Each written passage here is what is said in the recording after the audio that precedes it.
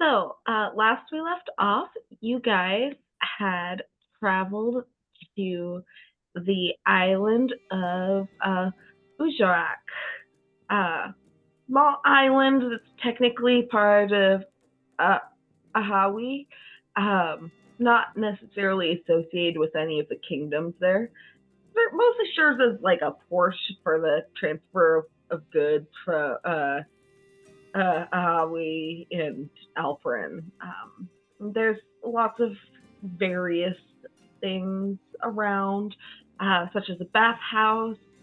Uh, there's a bakery run by a half pit fiend.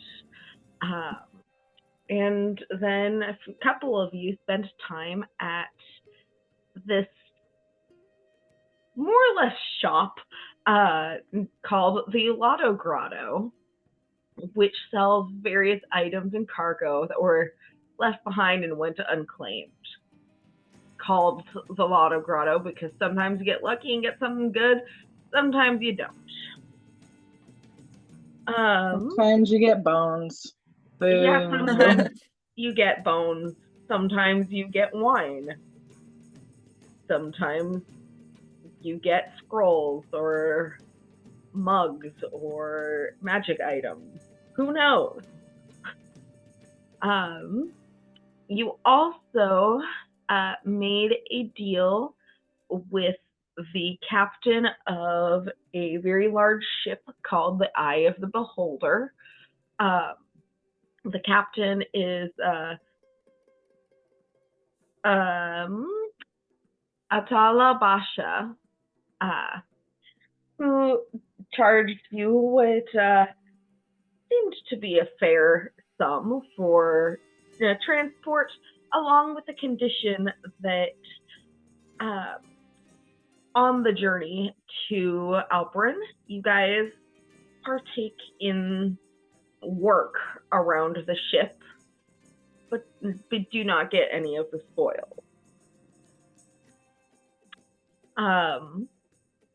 You agreed to this without really asking what work she meant, but I'm sure it's fine. A couple of you, including Demir, Lish, and Septimus, decided to take a nice little visit to the local brothel known as the Lusty Size. And at the same time, Valkyria was approached by an apparent holy man saying that the brothel is dangerous due to the fact that it is run by a literal demon, and requested that Valk step in and do something about it. And that is where we're picking up. So, Lish, Demir, and Septimus, are you interested in knowing what sorts of diverse peoples are working at the brothel that you're visiting? Yeah, what's the scene like in there? Party. So it's actually quite a lovely building. It's very clearly well maintained and taken care of.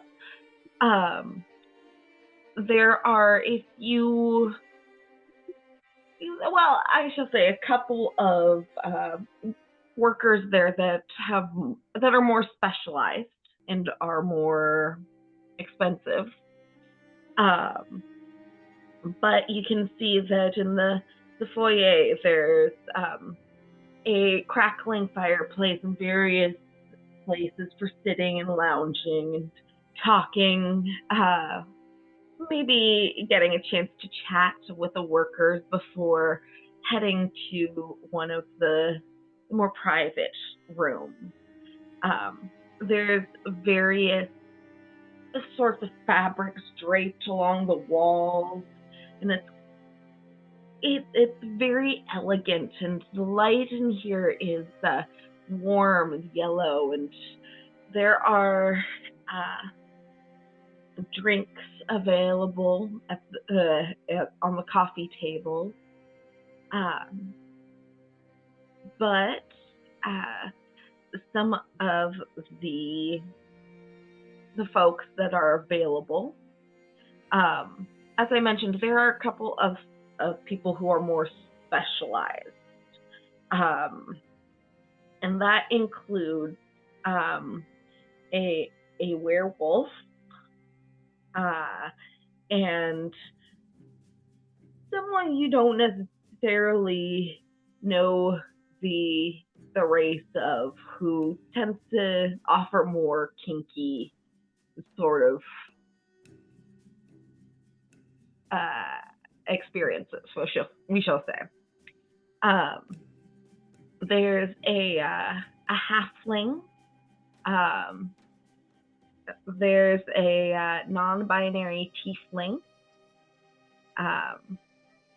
A male elf, a female half elf, female dwarf, female elf, male earth genasi, male half elf, a male orc, a female gnome, a female half drow, female human, female tiefling, and a female Azamar.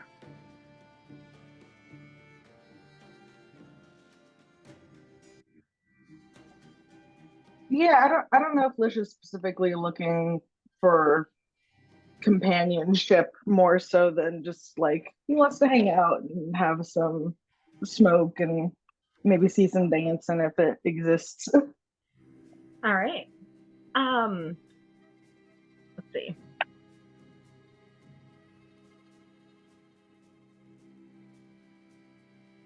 So, female tiefling approaches you and starts to dance a little bit. She's got kind of dark purple skin, and with lighter freckles on her cheeks, and she has long pink hair in a very elaborate braid that goes down to her waist, and her horns sprout from her forehead and kind of curl back and loop outwards in an almost like a W shape. But she introduces herself as Harmony, and she is doing what you're paying her for. She's talking to you, she's flirting, she's dancing.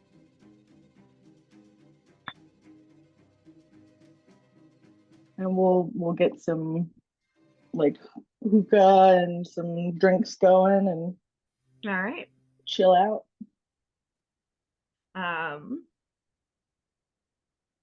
2 gold pieces, by the way, for her services, but she's good at what she does.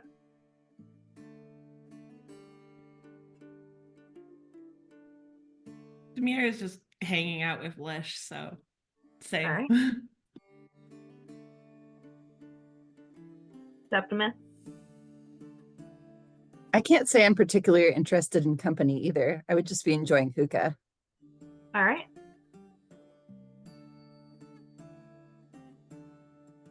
We're the worst kind of customer. We literally come in and order the cheapest thing on the menu. I mean, I don't know. I don't think Lish is being cheap. He's got a little bit of gold to spend, but you know. Do you guys ask for a private room, or are you here in the more lounge area just talking to this tiefling? I think Lish would be in kind of the more loungy, fabric-y area. All right. And, you know, if 1 or 2 more people want to come and talk to them, that's fine. They can have a riot of drinks and food and drugs and chilling. Yeah. Right. What's the vibe of the place? Is there anything off that I'm picking that any of us can pick up? Check. Okay.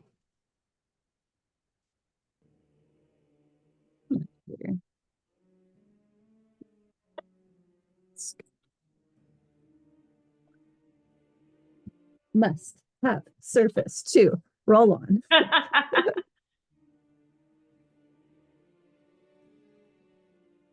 Okay.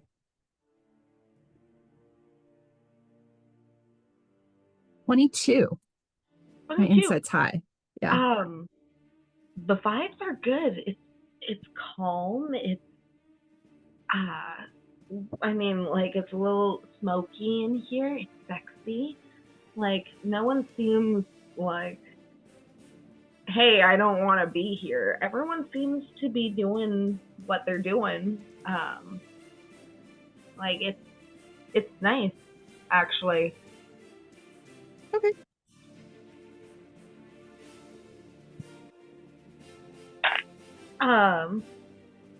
It's at this point that the Earth Genasi comes to join you. He's got kind of grayish skin and pointed ears. His hair he's got an undercut, and all of his like black hair is kind of pushed to the side. And you can see that he has like growth of various like rock shards on his broad shoulders. And he introduces himself as Onyx. Hey, you come here often? And his voice is kind of rough, but he says he works here. And kind of just sits on the couch next to you. You can see that he's very muscular. Wow, you look like you work out a lot. I do indeed. Where are you from? I am from here. And what about you? I'm from the Fey Wilds. Well, that must be fascinating. I've heard wonderful things about the sorts of experiences you can have there. Oh yes, all sorts of interesting concoctions and stuff. You really need to be careful. Especially about what you eat and what you step in.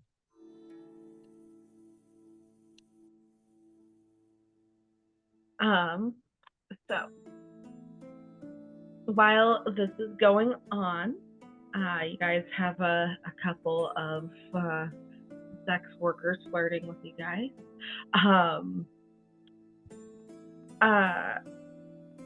Valkyria.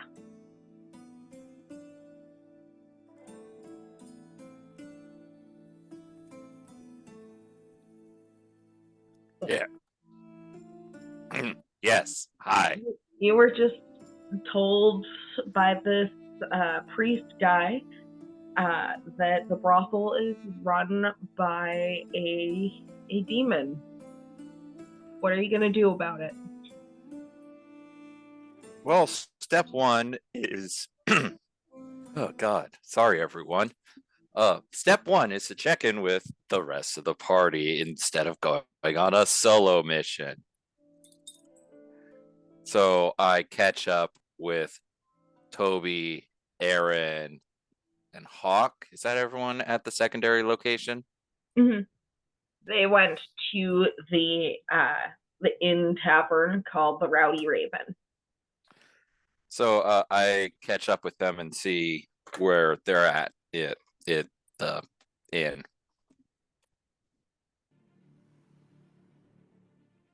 What are you guys up to?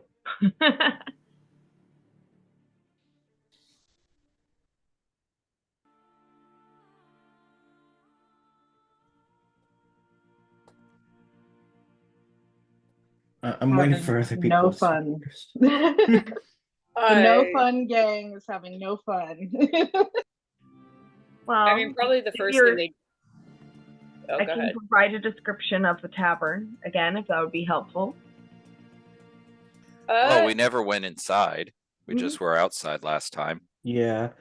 Yeah. It was just sort of like said that we would go in and buy rooms. And also, Dove wasn't here last time, so if there was a description, she didn't get it. Yeah, I don't know where we are right now. All right. Well, you're on an island. But the inn is, as I said, called the Rowdy Raven. And it's very, as you'd imagine, loud. There's music, fighting sounds, and the shouts of drunkards, all part of the atmosphere. When you enter the building, you can see it is much louder than it looks from the outside. There's a big stage across from the door that always has someone on it. And there's always a few people on front cheering for the person on stage. Bar serves a variety of drinks. And generally there are people standing next to the bar listening to the sounds of music and chatting with one another. And you quickly discover that is what is most famous and fascinating about the tavern is its artists. There's a big variety of performers that showcase their abilities all day long. But the most well-known performers are the sisters Tessa and Terry, who are the owners of the tavern. And while singing on stage, they also dance with acrobatic moves.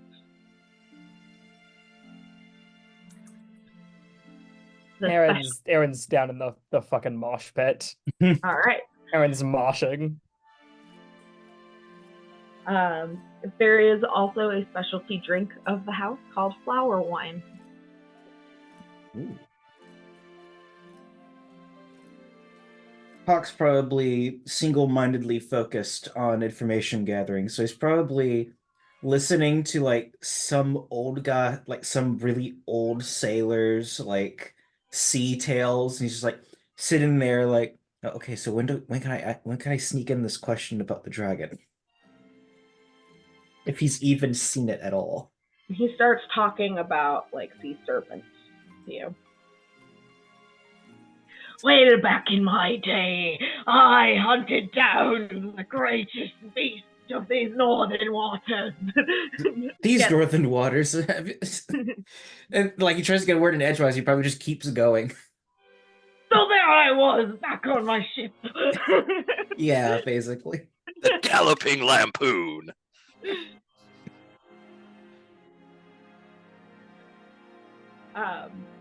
Yeah, so you are stuck in that conversation. I Tobias. wouldn't have it any other way, honestly.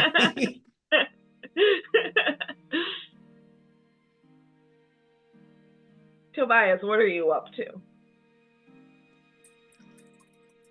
I imagine Tobias is probably feeling like a little overwhelmed with the environment just because like everything is so loud and noisy, which is not what entirely he's used to. He probably like initially was trying to, keep an ear out for interesting conversations, but then just kind of resigned himself to more sitting off to the side, claiming their rooms or getting 2 rooms first, and then just kind of like sitting off to the side, watching Aaron have fun, moshing. All right. I actually think you guys paid for the rooms last time. I gave them gold from the party fund to pay for it. Yeah, I think okay, then we're already good. At some point, Aaron's gonna go from the mosh and go over to Toby. Try to, having been trying to drag Toby in, and then kind of see the general Toby's in and be like, do you want to go for a walk? I think that would be a fine idea. Let's go figure out where Hawk's at. Probably doesn't take you very long to see that he's stuck in the corner with Ahab Jr. Does he look like he wants very much to be gone? He's just sort of like sitting there, like literally this pose, like fist on his cheek, just like, all right, okay. Aaron's gonna just come up behind him and do the all like hand on shoulder around a little, like Toby and I are gonna be out for a walk. Oh, It was that day that I truly understood what it was to lose things to the sea. my condolences for your loss. Holds up hook hand. Oh my Or a God. peg leg. Both peg legs. Why is he turning into Seamus from Family Guy? Why not? The old grizzled sailor trope be a classic of the seven seas.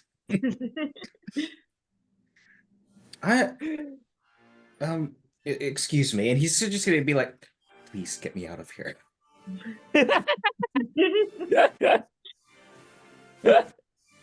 But I haven't yet told ye of my second tale. It'll have to wait. I'm sorry. Sorry, this is important. And it was just gonna like hark back.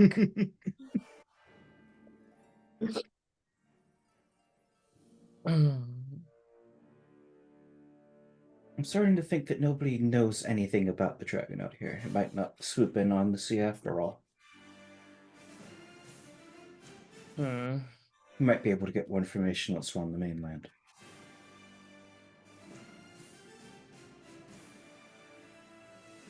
So I mean, there might be more well-documented places to look than well.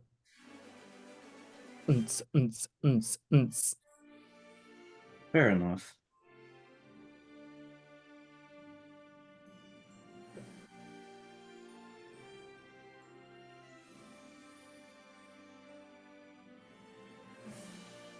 I hope the rooms have good soundproofing. Me too. If we're all grouped up, it's probably easy for Rokier to find us, but I think Mackenzie wanted to say something. Oh, I was just gonna have Tobias like kind of rubbing his temples and say, "Gods, I hope they are." It's like, I don't know if I've ever been at a place so loud before. It's definitely unique.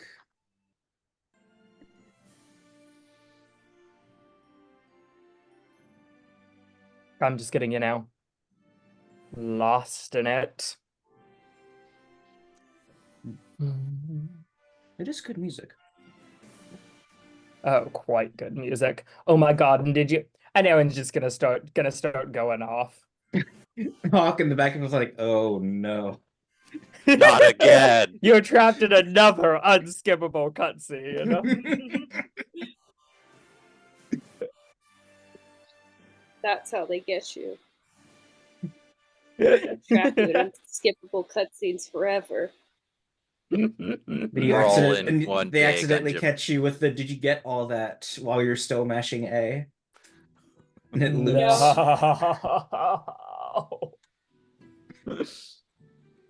We're all living one big unskippable cutscene. Despite Aaron going on a deep dive into talking about the music and stuff,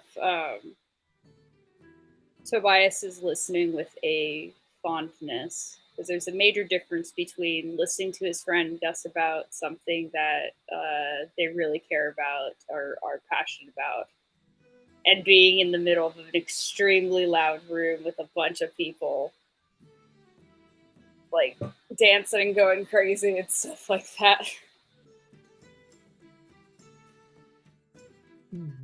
Aww. Say that it's around this time that Valkyria runs into you guys again. Are we at the hotel still, or have you guys bailed? We're still at the hotel, I think, just at the entrance. So basically, the three of you are grouped up at the entrance. Balk walks in, thunk.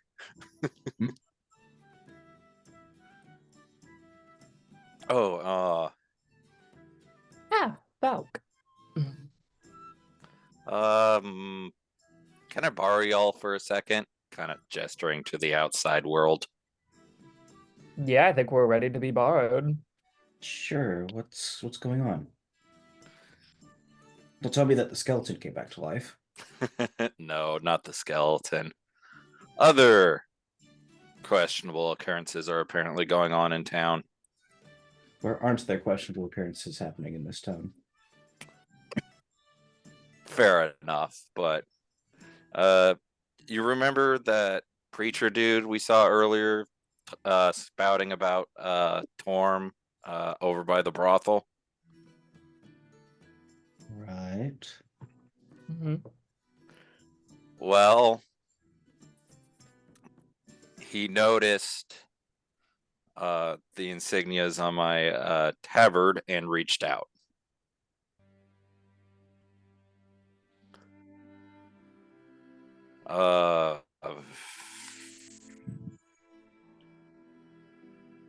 He is concerned about the proprietor of the brothel.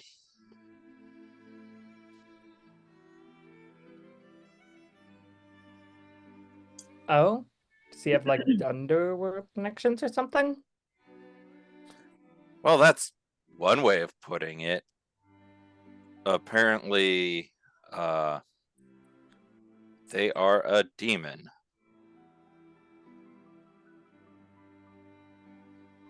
Hmm. And I promised him that I would at least briefly look into it.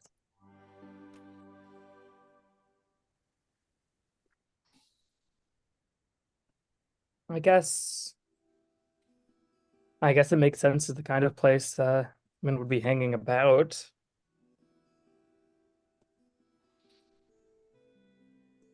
But yeah, so Do you think we need to be worried about everyone else? I don't know. The building passed the vibe check as I walked past, but that could just mean the demon is a crafty one. Y'all aren't required to join me on this investigation, on this holy mission, on a mission from God. But assistance would be appreciated. If assistance is really needed, then I might step in. But otherwise, I don't really have any intention of setting foot in that place. We also want to consider that, do we want to risk kind of raising, we want to stay on the down low here, since this isn't the best of places and we'll just be leaving tomorrow. I do have an idea on how we could probably case things out without stepping inside. Valkyria, back at the ballroom, you're able to sense demonic presence too, right? Over a relatively short range, yes.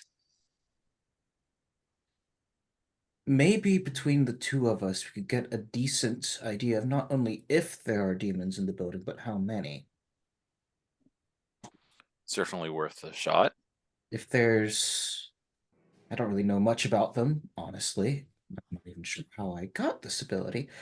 But if there's some sort of devious plan in the works, there would probably be a group of them rather than just one. True. Though it could be like our first encounter with the Rakshasa, where it's more just a stake on territorial claim.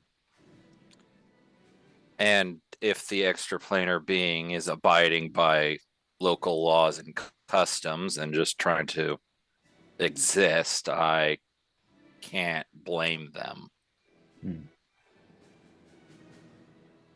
But it was brought to my attention, and I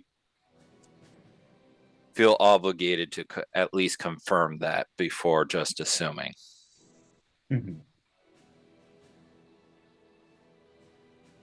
Should we potentially, because Doc, are you able to send messages to anyone? I know I have sending. I don't think I have message. She can at least send those long-range messages. Yes. Hawk knows from experience because he's received at least one from her. But yeah, I don't think I have access to message.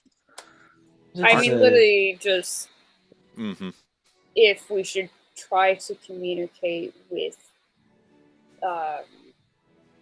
Demir and Septimus in any way, since they're already inside, to just let them know, look, hey, there may be a demon. If you happen to see them, let us know if they're just running a business and not, doing bad stuff. Mm-hmm.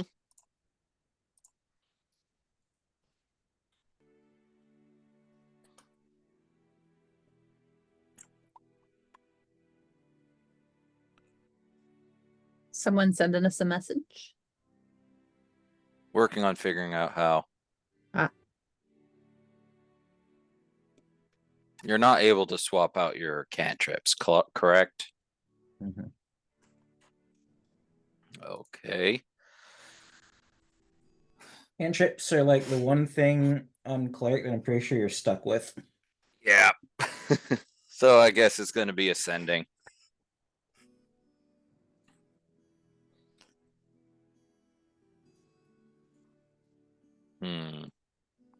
Not Demir. I'd say maybe Lish. Lish, not Septimus.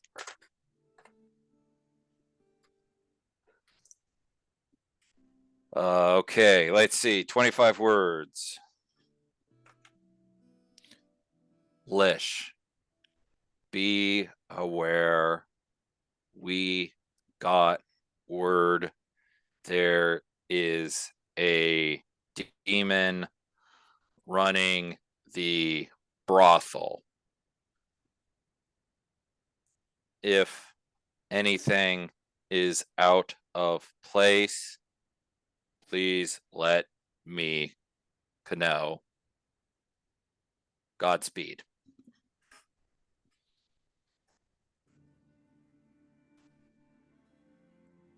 I can respond to that, right? Yeah, you got 25 words back that do not need to be said out loud. DM, have we seen the proprietress of this location as of yet? No, you have not. We've just seen this lovely tiefling sitting next to us. Folks seem good over here. There's that lovely tiefling. There's the very strong, muscular Earth Genasi. There are various other. Were there other demons in the lineup? In the area. There's many customers, mostly seeming to be sailors. Were there other demons in the lineup of people that we saw? Besides the one tiefling? There's another tiefling.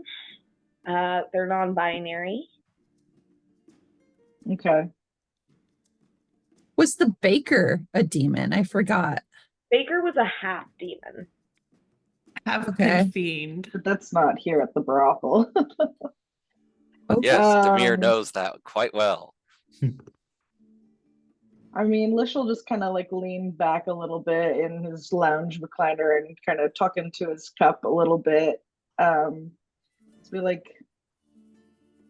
only 2 demons here and they seem perfectly fine.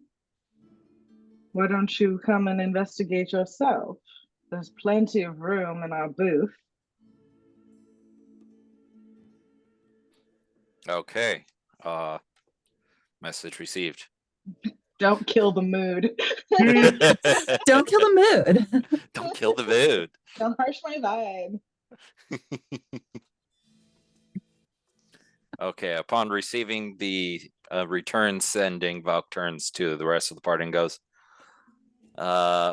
Lish hasn't seen anything out of place yet and advises me not to harsh the vibe. Well, I don't suppose he'd want his fun ruined for no good reason. Hence why I like your idea, Hawk, of casing the joint from the exterior first. Mm-hmm. It's a short. You are correct. It's a short range, but any information we can get without stepping foot inside before, so that we can take that information and use it before we step in the first place, would be a good idea. Oh, and not behind total cover. Oh, so it doesn't work like that. Well, we could look through a window, but The only thing is, Hawk doesn't know the idiosyncrasies of the Paladin yep. feature list, so... Hawk, can't you summon Biog to just fly near a window? I suppose that's true. We can just have her fly around the building, scope it out a little bit, and then just report to us, so we don't look like a bunch of fucking creepers staring into a goddamn window. Brothel window. So we don't look like a bunch of creepers fucking staring through a window. Fair enough. Yes. Biog as our initial scout does make a fair amount more sense.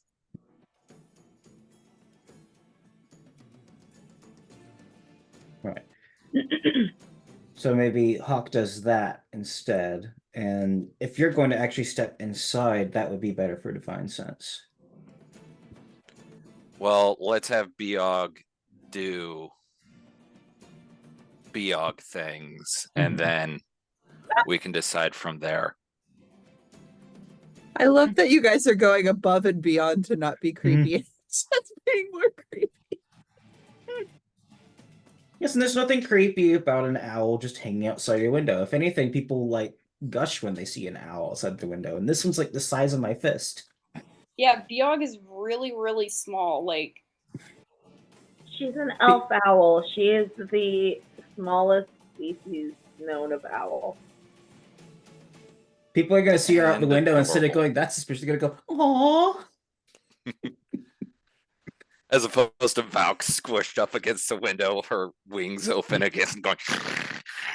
yeah, that That's would what- get you fucking arrested for being a pervert. Yeah, no, exactly. All right. How do you approach this? You send Biog to circle around the building, or do you try to throw, just like open the door, throw the owl in, and shut the door? No. Take Biog, throw against window, donk. No, this isn't the fuck your life bing bong video. It'd be very funny if it was, but that's not the plan. I think circle at a distance first to see if there's windows at all. Is there a second floor, actually? There are 3 floors. 3 floors, okay. So the building itself is, as I said, it seems to be well maintained. There's the building itself, and then there seems to be a small garden / courtyard fenced in the back. There are various windows, both on the first and second floor that have the curtains drawn.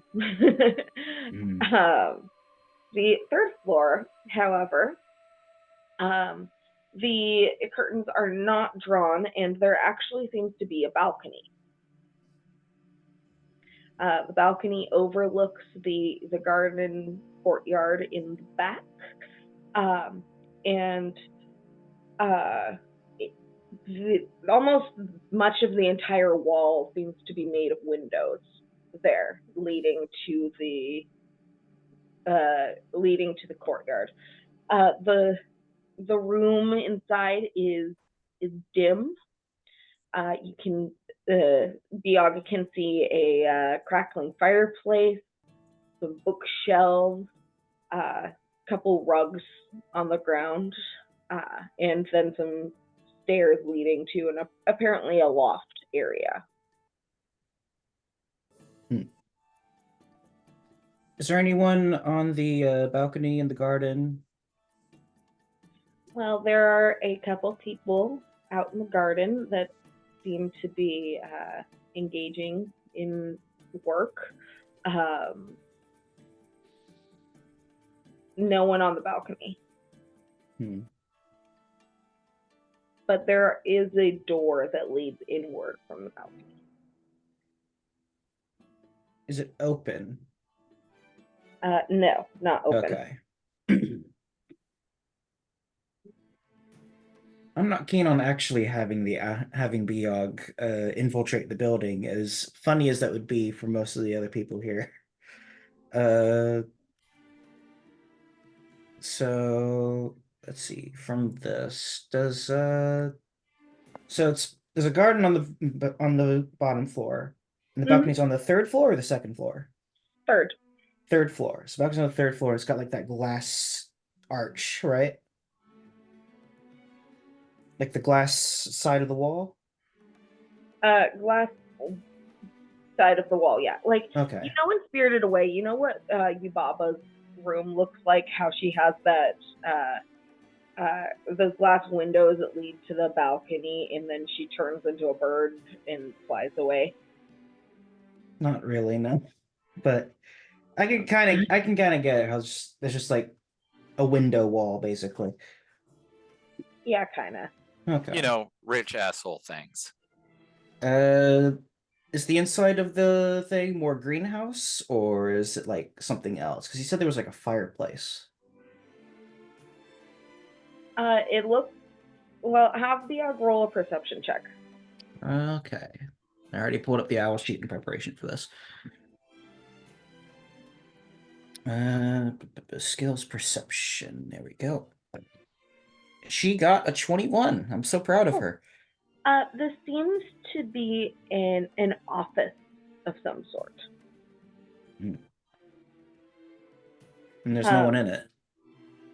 Not that she can see from her current angle. All right, we're gonna have her. Okay, she'll fly a little closer and land on the balcony. Okay. Just like the railing. And see if I can get a better peek through her eyes. All right. Lands on the railing. Moving closer towards the windows. I'd love for you to roll another perception check. Okay. Wow, that's a 22. Now that Biog has gotten closer and the angle has changed a little bit, Biog can see this. There actually does seem to be a person in there. She has her back turned, but she is a stunningly beautiful woman of statuesque build and perfect figure. And Biog can also see kind of reddish bat-like wings on her back. She also has hooves, and she seems to be pouring herself a glass of wine at a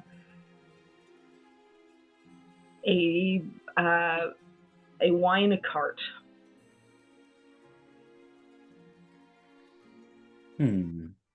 Her tail is just flashing calmly back and forth.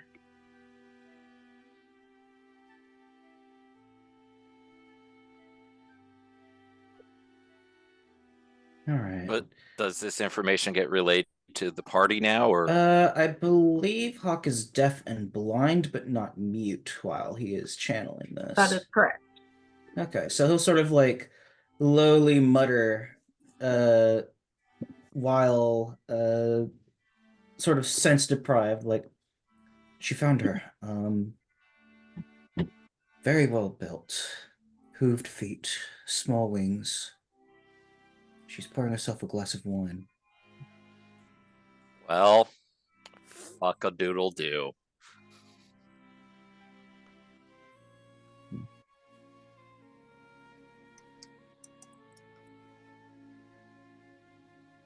I'll have to come Doesn't- back. I think we found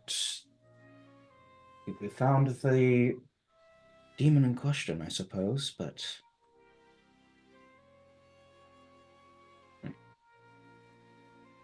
Biog takes off and flies back over, I think. All right. What do I roll to remember things about a succubus? Religion? Bro, you can do religion or arcana. Well, I'm gonna do religion. The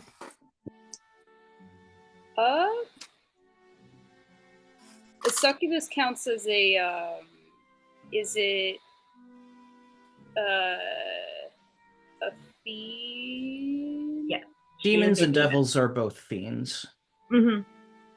Okay.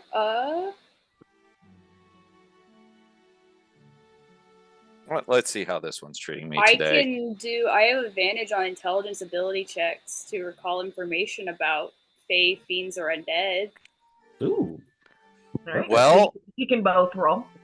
Well, here, have some guidance because I rolled like shit. Take an extra D4, isn't that what it is? I think it's a D4, yeah. Skill checks? Unfucking believable. I'll take that D4 gladly. I rolled the same thing twice.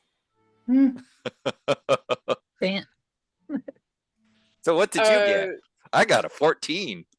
I got a What is- 13 twice, and then I rolled the D4, got a 4, so that's a 17. Nice. Don't you love it when you get advantage and it's the same fucking number? Yep. Even better when they're Only- both like a 2. Or both ones. God, I hate it when that happens. All right. So the way that the Tobias, the way that the abyss typically works involves the collection of souls that pertain to specific sorts of sins. The succubi tend to focus on lust. They will feed off of sexual desire and the consequential chaos it may cause in a person, whether they're like internal or external. Like, for example, if a succubus seduced a married man and then his wife found out, that would cause discord in his life, and the succubus would be able to feed off of that. Like they try sometimes, depending on what kind of succubus, they try to corrupt mortals, usually via promises of sex and other pleasure.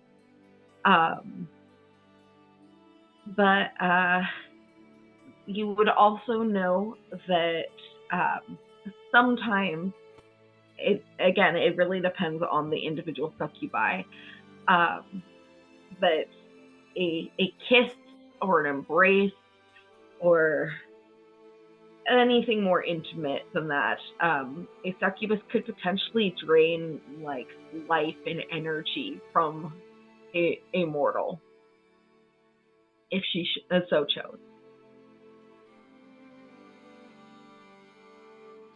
So she's getting free range noms. Yeah, Tobias, after he recalls that information, basically says, from what I recall, while there are succubi that are out there that can be dangerous, based off of what Biog has described, where she seems more content to just relax in her room rather than dealing with customers directly, it may indicate that she could be using the brothel as a means of obtaining energy without having to seduce people herself or having to go out and like cause chaos. It seems more like someone that is a non-planar or a different planar being learning to integrate into the material plane. Valk's nodding along during like, oh yeah, tempting people, yeah. And then it's just like, oh, okay, so yeah, I agree with your hypothesis. I feel like I need to confirm it. And I'm not sure how to do that. The only way that I can think of would be to go in there and because like the only unless we had Biog watch her further or like monitored her for a few more days, I don't think we would be able to outright confirm or deny what her intentions are with what little time we have and without just exposing us to the exposing that we're doing this in air quotes investigation. Because the only other way I can think of would be to go in there, pay for a session with one of her workers, and ask them what it's like working there. But that outright reveals why you're there. Because I doubt there's any way in hell that the owner of the brothel will come down to speak with any patron if asked. Not unless there's someone very important. Well, could also go up and knock. I don't think they're going to let you up into the upper floors because either the upper floors are probably going to be for high paying patrons who want extreme amount of privacy, or it's an employee only zone. I'm more talking about the landing pad and literally knock on her window. But I think That's asking for trouble. I think the next step is definitely speaking with an employee and getting a sense of how things are there.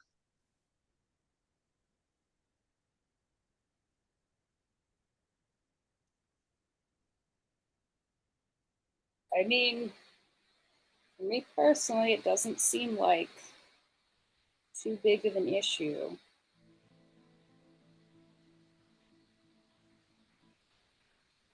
I just want to confirm that she isn't engaging in anything untoward. I will say further that we do have people actively in there who could talk to the workers about what it's like as an establishment, probably without being that weird. I trust Amir to be able to play it off. Yes, I trust Amir to do that. However, I'm not exactly in the position to request a favor from her right now.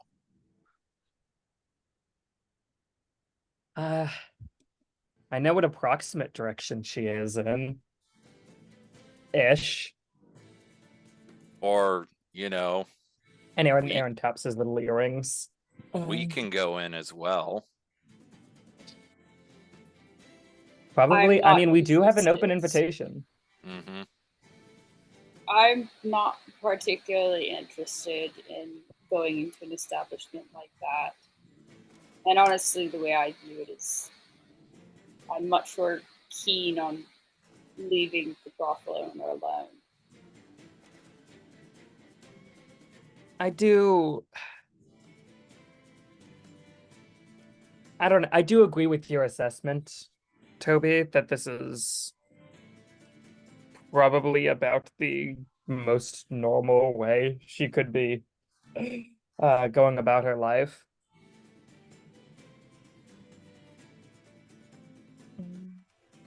I forgot I turned off my microphone. That's embarrassing.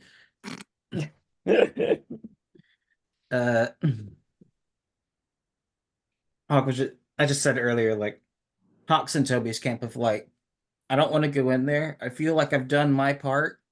And as much as I don't want to leave things up to chance like Valkyria, as in like, Valkyria doesn't leave things to chance, how neither does Hawk. Hawk also really doesn't want to go in there. Valk is just like, God damn it. I guess it means that I have to go in. She doesn't want to go in either, but she made the promise. God, I hate having to do things for my job. Do you have to go? Because we did a cursory investigation, saw no reason to look further. There's nothing wrong with not getting involved. Especially if it could potentially put the rest of us at risk.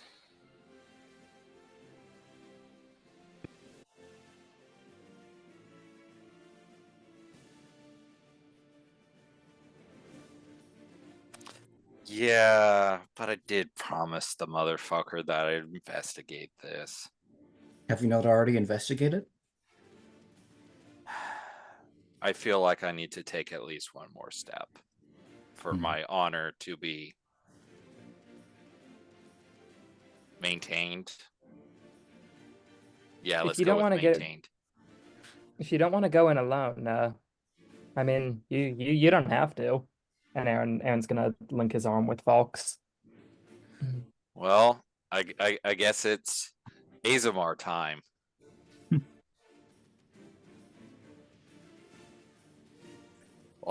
Lightbringer and Drake Slayer on a whirlwind adventure. The baking gang assembles once more. Woo! Those Do not do corpers aren't gonna anything know that what would get hit them. yourselves arrested. And I guess have as much of a decent time as you can. See you on the other side. Tobias will go and sit on a bench. Hawk's just gonna sit next to him. All right.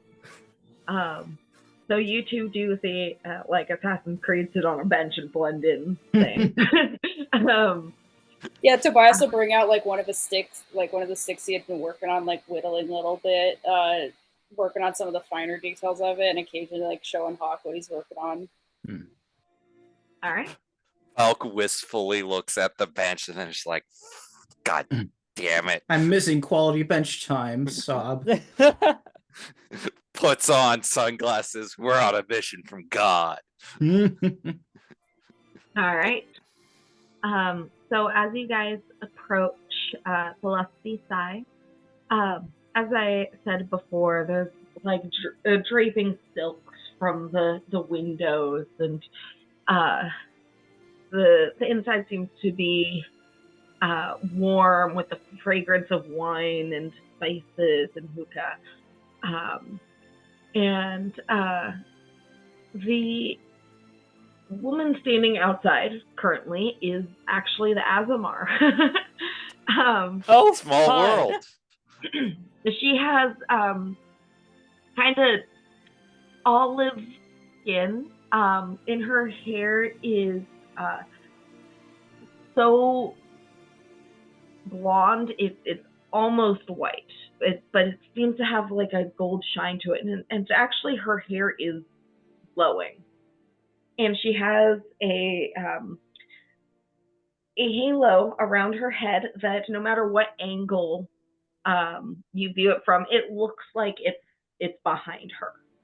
And One of he those. smiles Cool. and beckons you both. Yeah, Aaron's walking up, eyes on full tilt, just fucking strut up. Hello, how can I help you both? We are hoping to join some friends inside. Of course. Welcome in. Steps aside so that you guys can enter, and you do see Lish, Demir, and Septimus with a muscular earth genasi and a very pretty tiefling. Aaron's gonna keep doing his fucking strut over. Insight check. Just how uncomfortable are these? The two of us. Mm-hmm. Well, I guess we're rolling off for Val. Do we have to, or is it plain to see? She's trying to fake it. Yeah, roll a deception check. 13. Boo. 18. 19.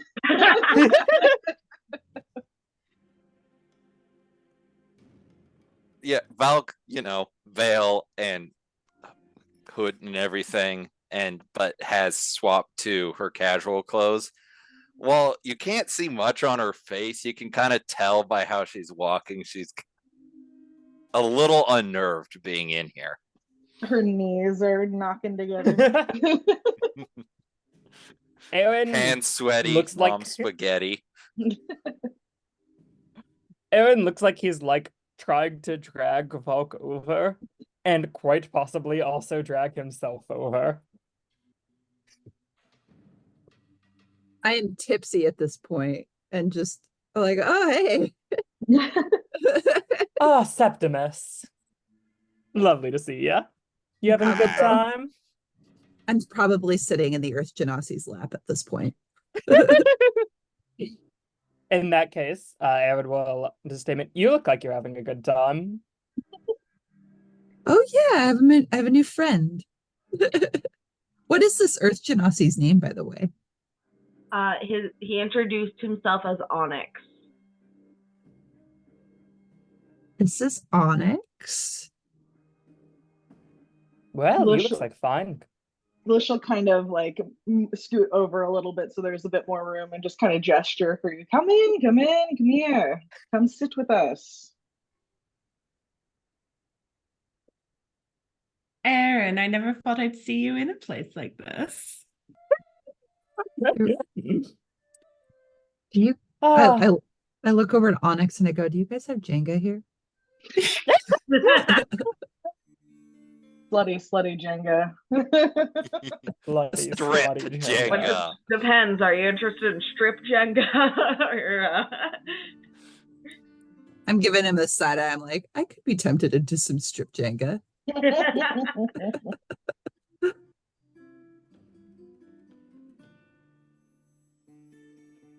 And Aaron will say here, yeah, well, it's been quite a night of partying. You know the place we're staying. Do we know? I mean, I saw it from the outside, but is there a party in there? Aaron's gonna pull out the same again. Oh yeah.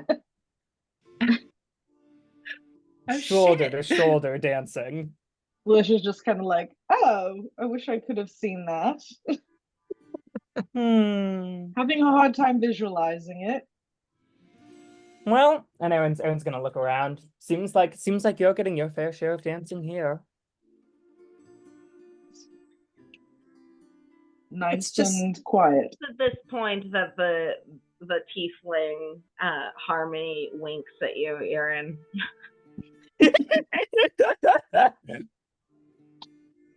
Aaron flashes his eyes back.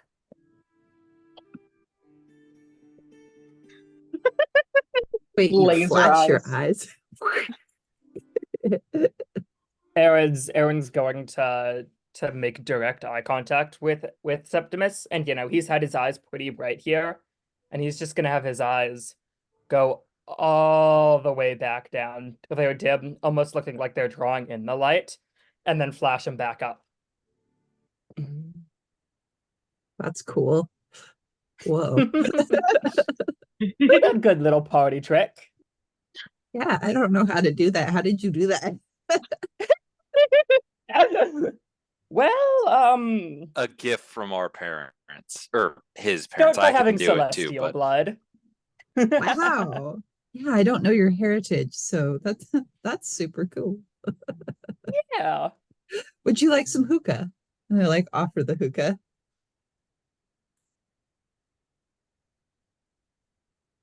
Does Aaron- not drink. Aaron nods slightly, and he's going to try to covertly side-eye Volk. oh, sorry, I got side-eyed. Why did I get side-eyed? I was trying to find a gift. Aaron was offered the hookah.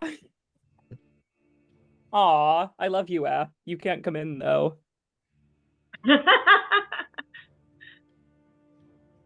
That is an 18 to side-eye Volk without being noticed.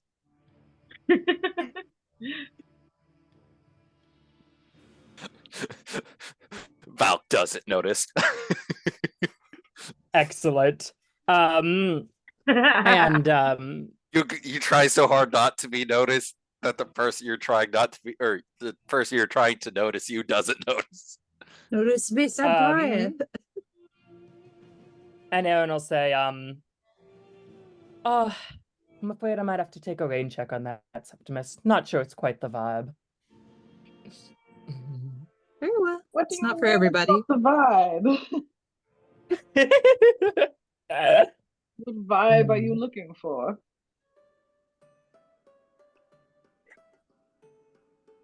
Aaron looks very uncomfortable all of a sudden.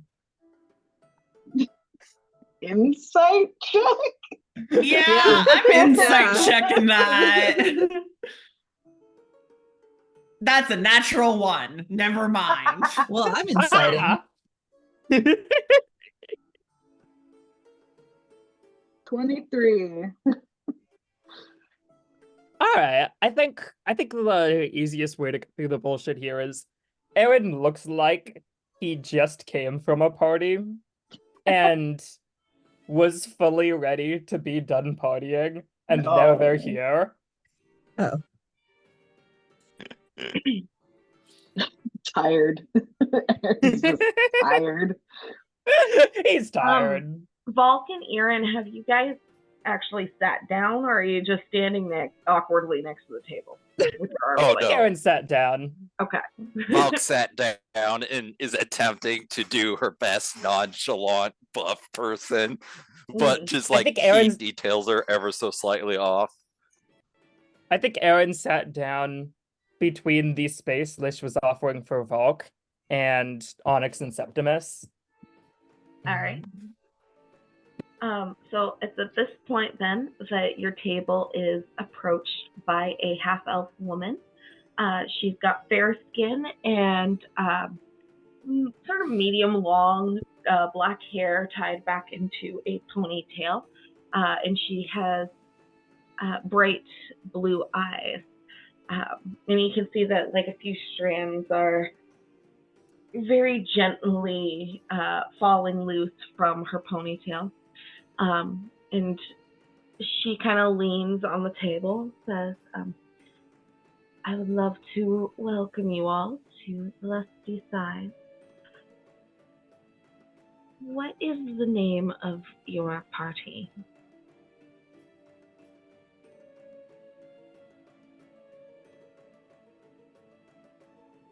Other charismatic people, are you going to handle this, or are you leaving it to Valk?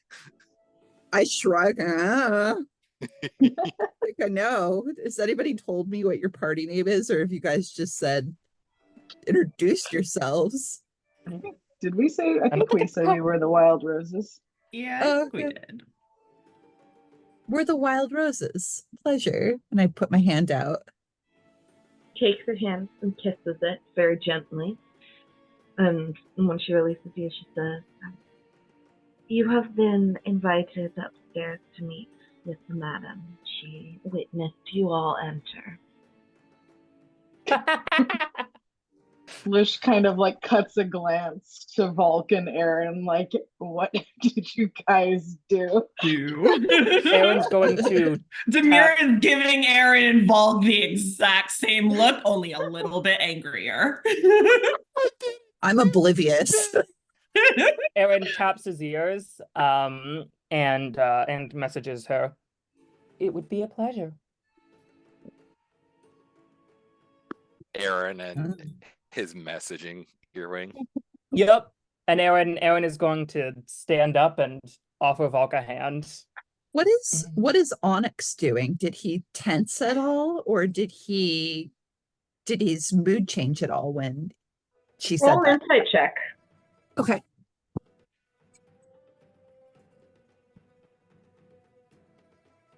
That's a 26. 26. He's already been paid. He's fine. Okay. I will also note, just for the sake of visual, that he has the same physique of the gentleman that we saw at drag show last week. Okay. Oh. Wait, which one? Pick your favorite. Ooh, definitely the tall dude. I'll take that back. All right.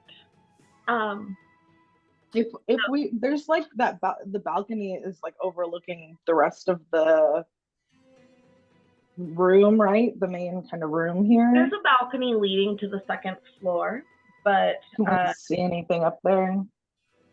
No, nothing beyond like a couple of workers with the same sort of fabric kind of waving it around, trying to get people's attention. But the half-elf, who introduces herself as Rytheria, do all 5 of you follow her? Well, Valk's going. Yeah. Aaron and Volk. For sure. Lish just like, oh no. Do you all want to come with, or do you want to keep enjoying your company? You look like yeah, of course I'm coming. here. I have a feeling Valkyria is going to get thrown out of here, so I am happy to not involve myself. Wait, Lish, are you going? Lish just kind of sighs and says that he'll go. Okay. Wait, so, Demir, does that mean you're staying here?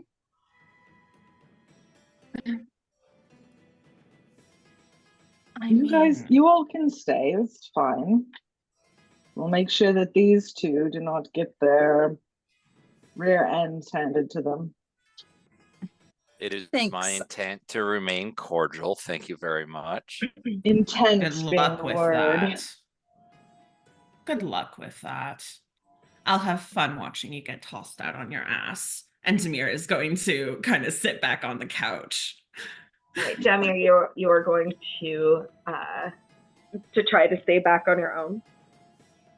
Yeah, I mean, unless we're clearly all being herded together. Rytheria is kind of looking at you expectantly, but you have the choice technically. Technically, I'm yeah. Okay. I mean, Demir is like sitting on the couch, like, she doesn't speak for me.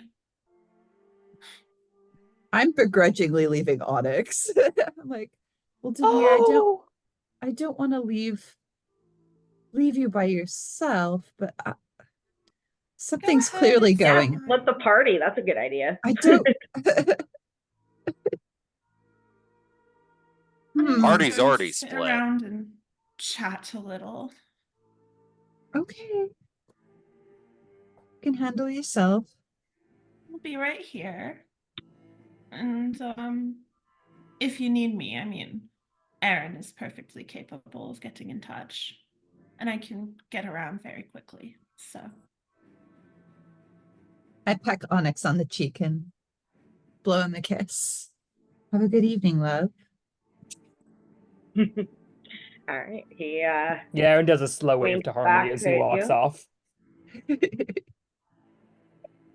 All right. So the four of Demir, you.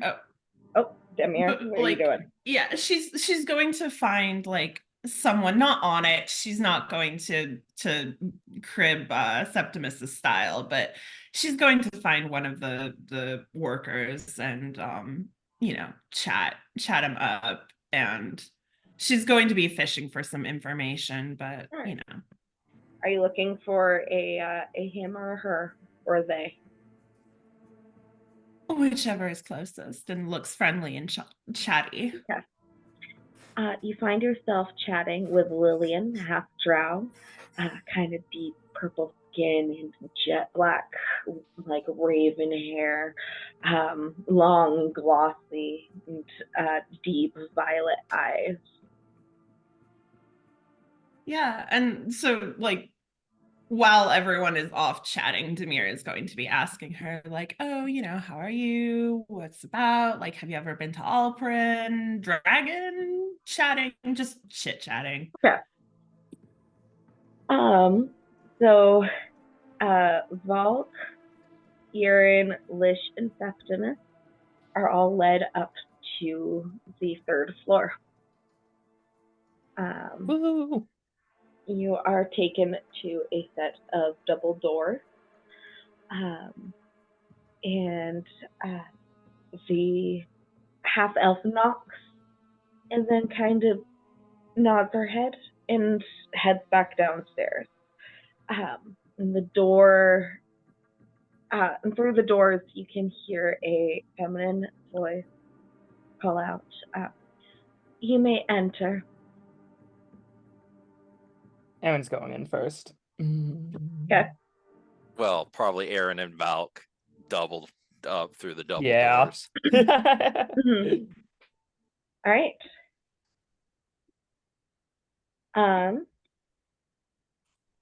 Just 1 second here. Because I have a map for this, you guys. Oh my god. Fuck. Woo! Uh-oh. Hope Volk has another sending ready. Okay. So you step through the door, and as I had mentioned previously, the room itself is dim. There's a fireplace and a stone mantle around it, a couple of rugs on the floor. Immediately to your right as you enter, there are a couple of bookshelves along the walls and some chairs next to it. You can see a desk with a chair and a large mirror in the back, and there's some frankly lovely artwork of various oceanic scenes hung up along the walls. There's 2 sets of stairs leading upwards to a loft, which seems to be a more personal area.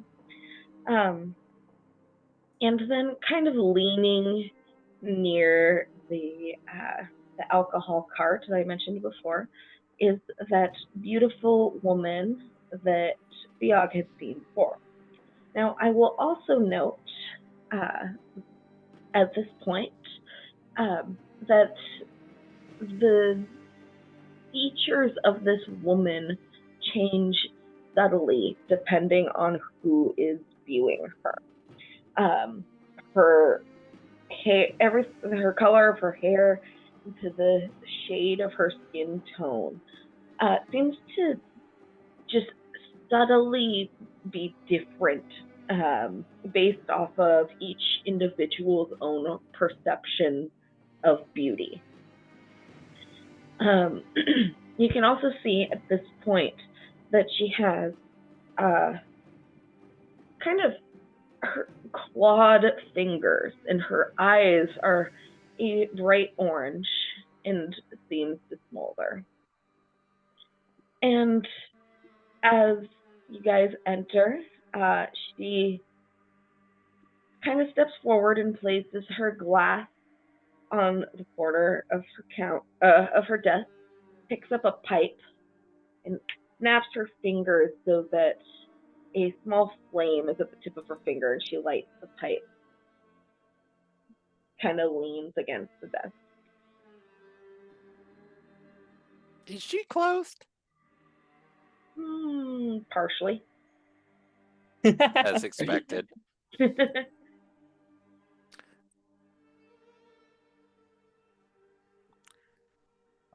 Well, fuck it. Valk walks up, offers hand, and like, Valkyria Grace, sorry to interrupt your evening.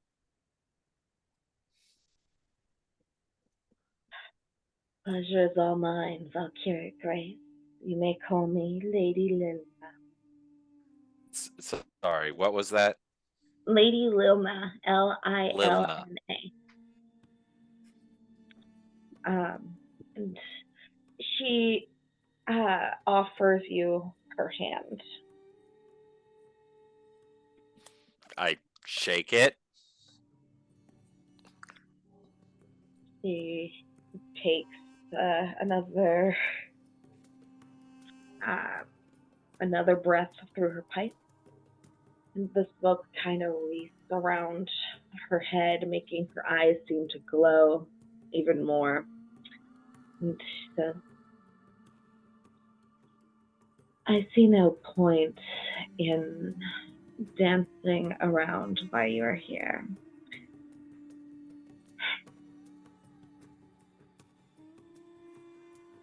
You all are not the first to come the behest of holy men who disagree with my existence. Which holy men are we talking about? There's a priest of Torm who tends to one of the shrines here who feels that my presence here in town is an abomination. Aaron's going to nod and say, we have no qualms with your existence or your business here. If it is responsible and if it is not hurting anyone. And I do not believe we've seen any reason to believe it is. After all, I am understanding towards not being wanted somewhere. Sounds like he's just racist.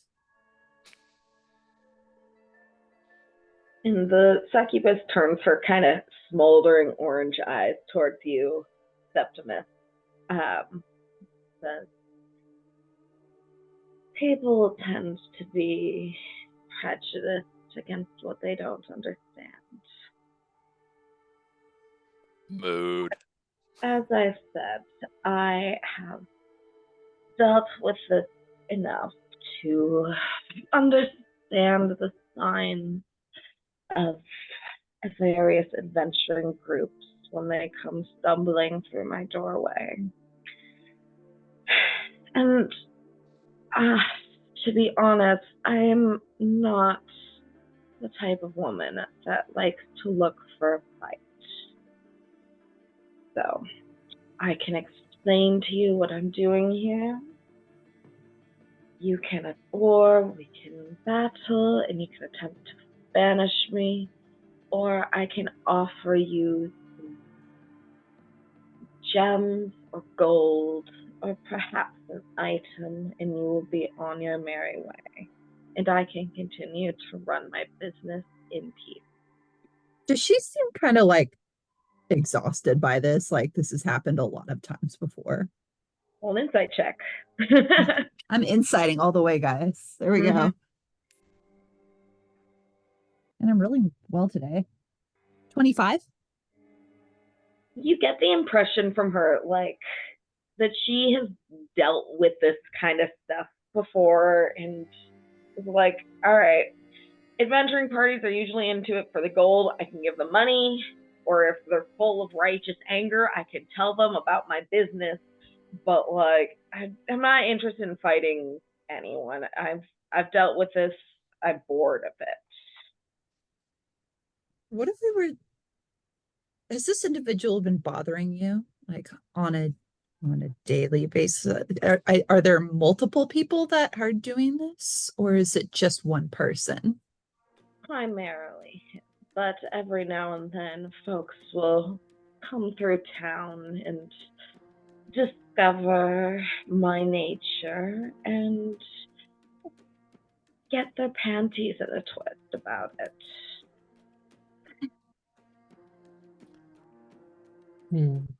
As long as everything is above board and no one's being injured, I am perfectly fine letting bygones be bygones.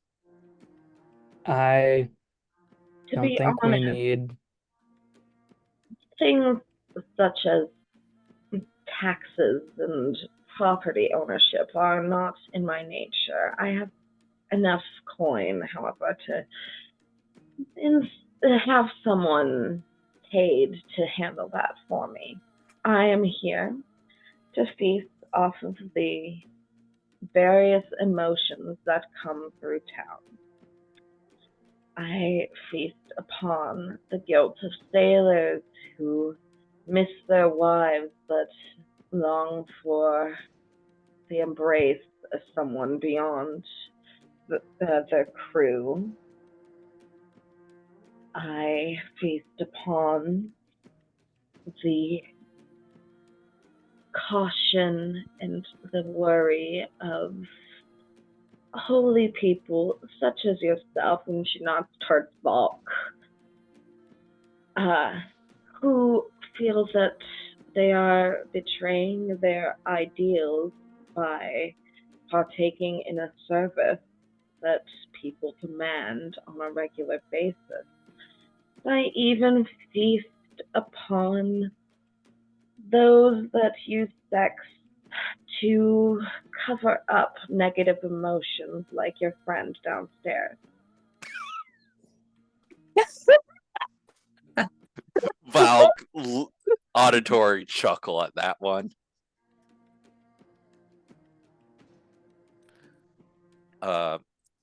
And I'm not familiar enough with the mechanisms of such. Are there any repercussions on the people you're feeding off of besides the emotions that they're having in the first place? Not in the way that I handle things.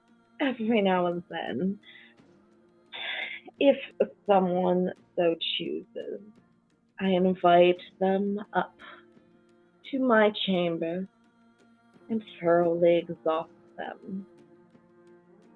But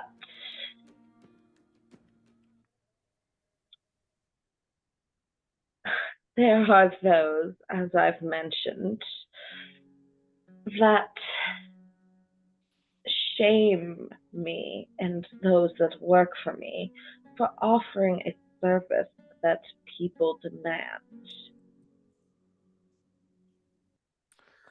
I would rather not get into the legality of your business. I'm more, or the morality of your business. I'm more interested in the health of your clientele and your employees. What sort of health are you discussing? As is the case with my line of work, there are various illnesses that can come with it.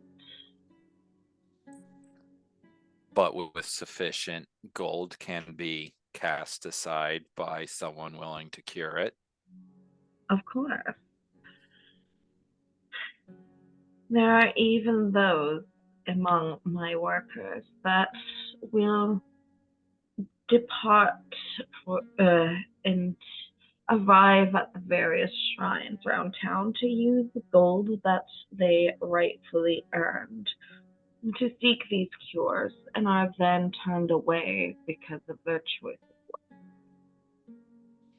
Well, I would be It- more than happy to offer my services in regards to that.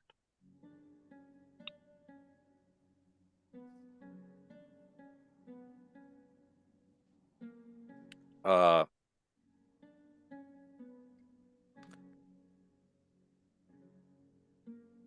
I feel like I have not been deceived by this interaction, but if you were willing to accept a zone of truth so I can approach your harasser with all confidence in the situation and dissuade him of his concerns, we could expedite things here for you.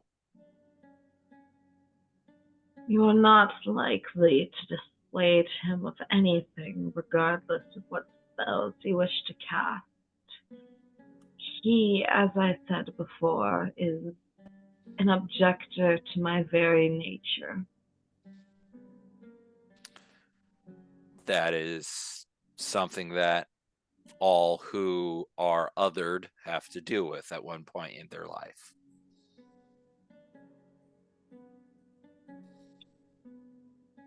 And what about you?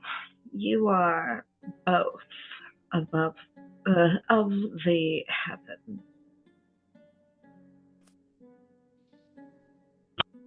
Do you not object to my nature as what I am? I Even don't. if I am following the laws of this little island. You are offering people what they ask you for. You are not going out of your way to harm anyone. And if I may add some personal opinion to this, I think you are constantly in a position of having to justify existing. I cannot find any fault with your position and feel no small deal of sympathy for it. I do not judge people on how, where, or why they're born, but the choices and actions they make therein. While you are naturally capable of destruction more so than others, the fact that you are actively abstaining from it is something to be applauded. Is it better to be born good or fight for it every day and still achieve it? You misunderstand me. I would not think of myself as good, and one could argue that I was not even born. You get the metaphor, ma'am. Let's not nitpick it. She kind of looks at you up and down and then laughs and says, "You're the one that your friend downstairs is running from, isn't she?" As I said, I do not judge people by their circumstances, but by their actions therein. And I am in disagreement with certain of her actions at the moment. Frankly, it's none of my business.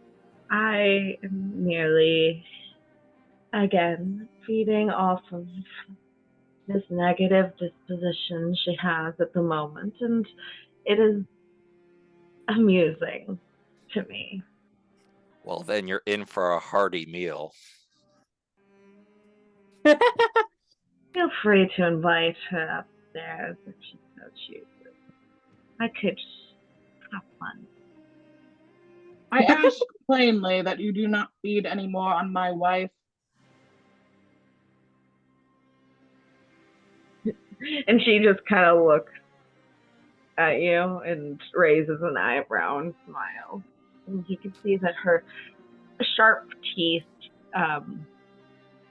actually just make her way more hot. And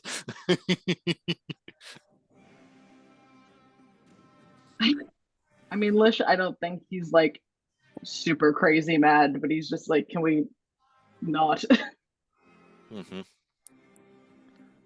Now, if you'd accept the zone of truth, so I can say with confidence to the thorn in your side that you are above board in all ways that matter, I would be more than happy to offer free of charge healing to any of your employees that were turned away by the other shrines.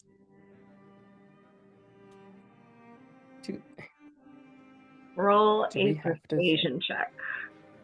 Okie doke. Aaron's just standing there looking kind of outraged at Volk. That would be a 24.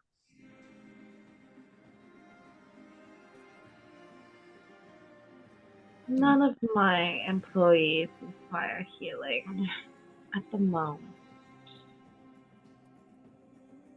I have been able to acquire the resources necessary through extra coinage I have lying around. But I will comply with your zone of truth. Okay, I cast Zone of Truth. Alright, she doesn't bother trying to resist. At which point, let's see.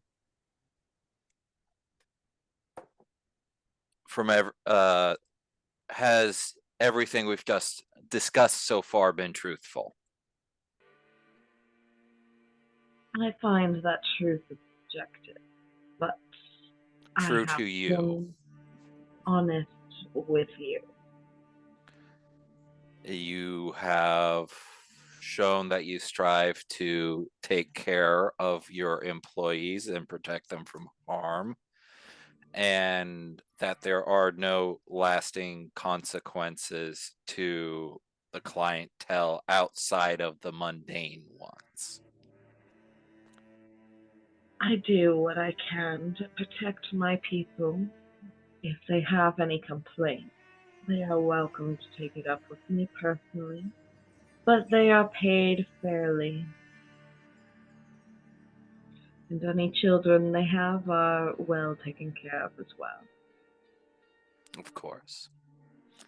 And of your clients? My clients, as I said, they choose to come here. I feast off of them, and if any of them are looking for something more adventurous, I invite them up here. And no lasting repercussions besides the mundane or the ones that are actively sought? Like that, I wear them out, but they know what they are getting into. Good enough for me, at which point Falk dismisses the spell and I guess goes for another handshake.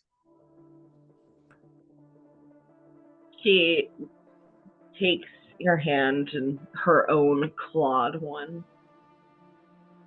Her touch is delicate, but you can sense her power. Delicate but firm. Mm-hmm.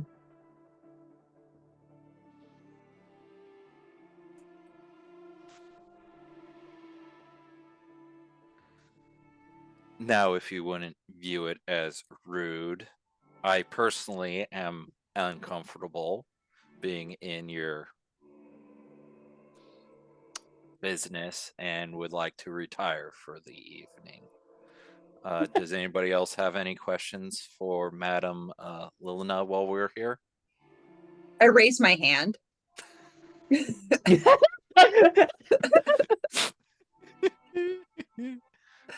So, I couldn't help but notice that you have. Do you carry any kind of like sex toys? That depends on what you're looking for. Well, I'm just curious because I am a potter myself, and I could craft some more interesting designs for your establishment if you were thinking of doing possibly a deal where I give you a certain amount of pottery. I was thinking I haven't really experimented with any phallic designs, but I'd be willing to give it a shot.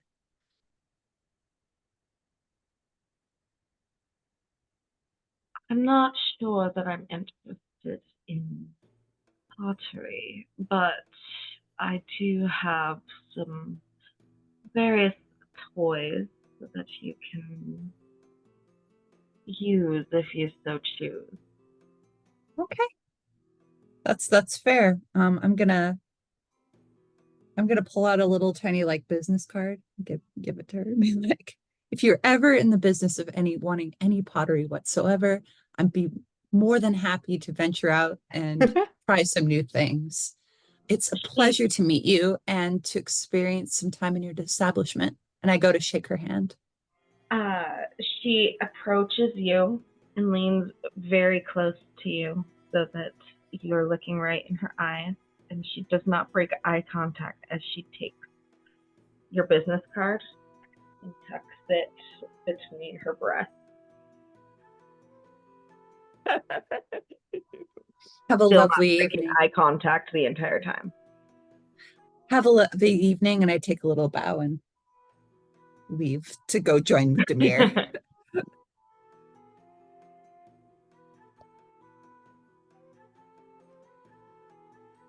All right. As we're leaving, if that was everything everyone else was doing, Aaron's going to shoot her a message, and just say, I do not believe all of the actions and accusations of my compatriots were just. I apologize for the intrusion. Yeah, and he's just out the door. He's not waiting for a response. You hear the response in your head. You are welcome back anytime. And everyone else can see that as Aaron leaves, he is blushing very hard. All right.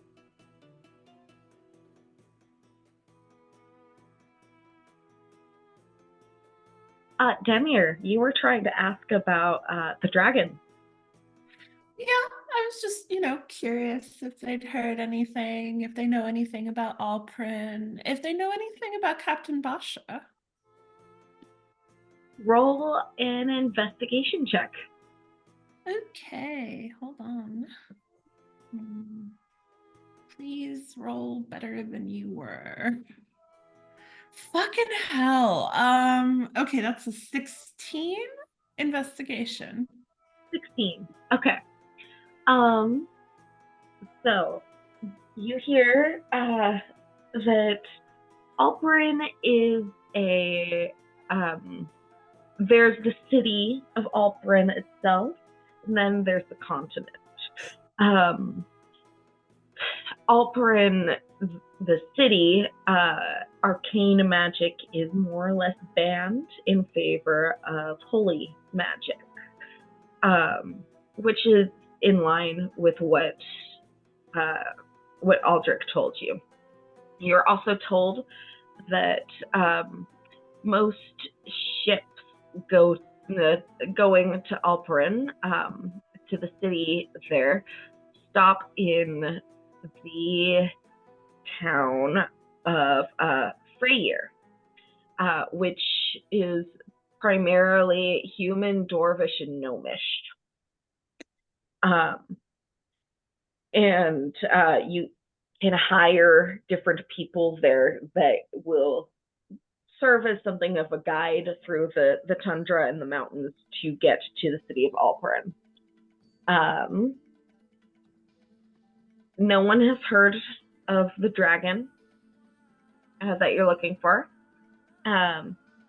And talking about Captain Basha,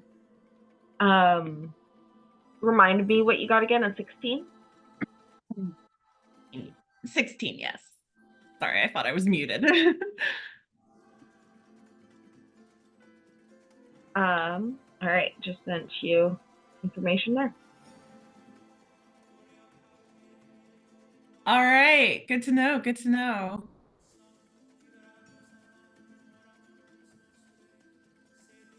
All right. So you were hanging around, chatting up with the various people downstairs when your companions rejoin you. Aaron's going to give Demir the biggest shit-eating grin and say, "Guess who didn't get kicked out?" Impressive. How Valk did does it a go? curtsy. The madame was quite lovely and quite willing to accommodate our pesky little asks. How generous of her.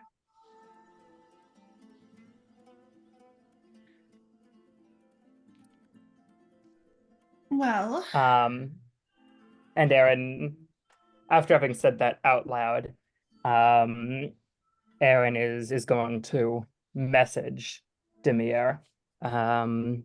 Actually, wait a minute, I need to burn my message counter real quick. Okay. Aaron's going to message Demir, and she is a sexist feeding on the various emotions generated here by the patrons. And Aaron is going to wink when he says the patrons. okay, that's good. Okay, question of game mechanics is message is silent. The response is in your head, right? Message you speak out loud into a little copper wire, typically with the spell component. There's no word limit for it, but you do have to speak it out loud. Also, that's opposed to sending, where it's telepathic, but you have word limit. I believe message is Yeah. still whispered, but you do still have to say it. Yeah. So people can perceive it.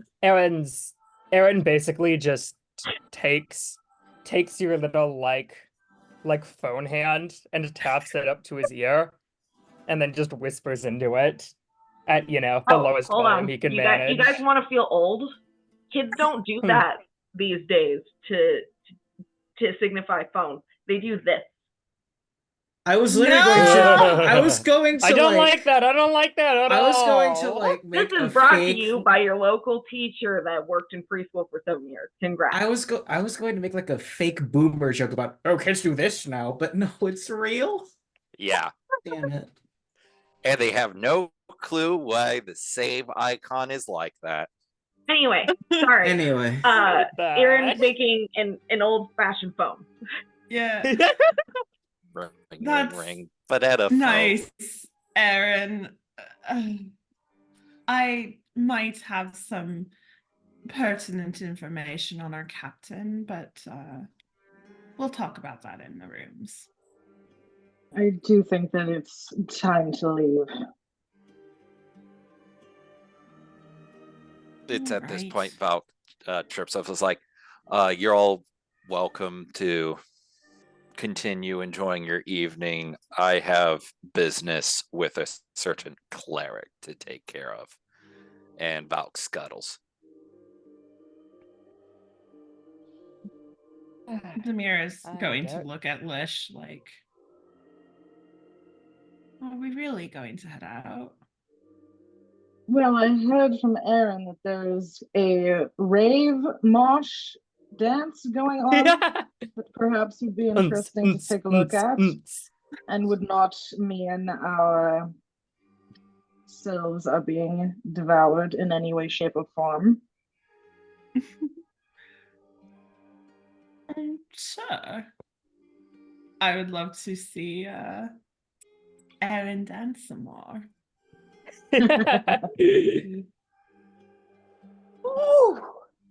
Okay. And you thought you were tired. No, no, no. The night is just getting started. Come on, Aaron friend, just let's said, rally. very clearly, I am pulling from my resources for being, present and awake tomorrow so I can continue partying tonight. We Don't worry, we'll get you a Red Bull. a fantasy Red Bull. A fantasy Red Bull. A little Yeah, teeny he'll- tiny he'll- Red Bull that you crush and it gives you energy. I thought you said bread bowl for a second there. It's in the shape of a bread bowl.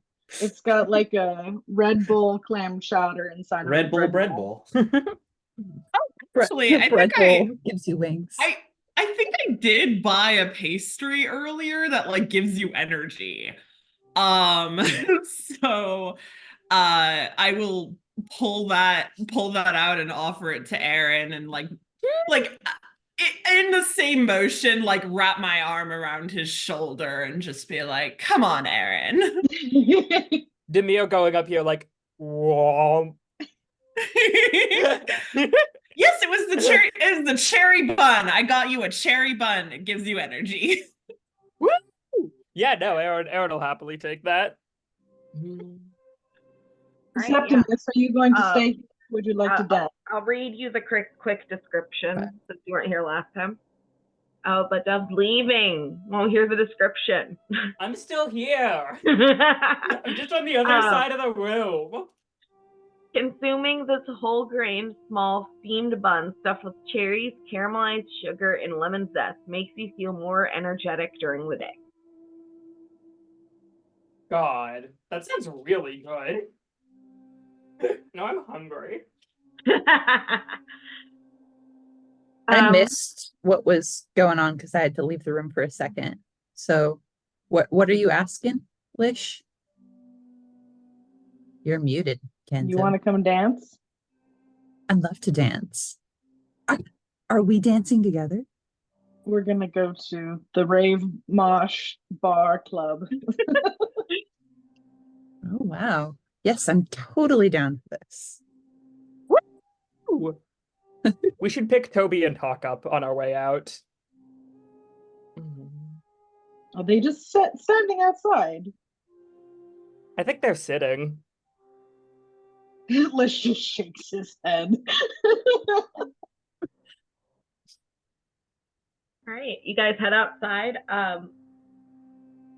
Toby and Hawk, are you guys just chilling on the bench still, or did you wander off to explore or anything? Tobias would have just still been chilling out on the bench, just continuing to work on his wood carving a little bit here and there. Hawk's probably like puzzling things out with prestidigitation, similar to how Valk created the extremely crude prototype of the ring. Hawk's probably doing similar, thinking like, okay, so wouldn't have to fill it together like this. No, wait, then the spring would snap. No, just like sort of like crushing it into disappearing dust and then like reforming it over and over again, trying to puzzle out how this works. God, rapid prototyping with magic would be mwah. There's a spell for that. I almost gave it to Steel Paladin, then I didn't because it'd be insane. Anyway, so Valk comes out first since she ditched the party. She walks up to your guys' bench and goes, "Well, I have confirmation that our hypothesis was correct. Now, if you excuse me, I have a cleric to go speak to." At which point she does kind of a quick bow to each of you and best of luck. Kind of marches towards where she last saw him. You saw him last in the street while you were on your way to the Rowdy Raven. He is not just standing there waiting for you like he's in a video game. Like a quest giver. Well, that's Valk's first assumption is he'd still be there because object permanence of a bird, but then goes, okay, Shrine of Torm, and begins like asking for directions and heading that direction. All right. So the shrine is just a very small shrine that's like there's a couple of stone pillars around a small building, and then a statue to Torm in the middle of it. There aren't even really any seats, but you can see the priest there kneeling beneath the statue and praying.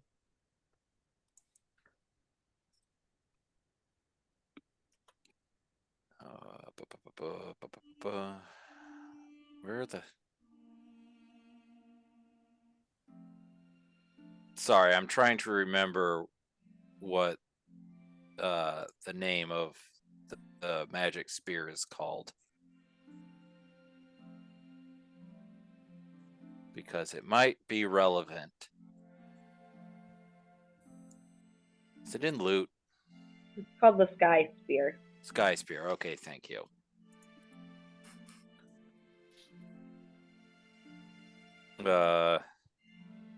So Valk enters the temple and kind of stands idly waiting for the Torm dude to be in between prayers.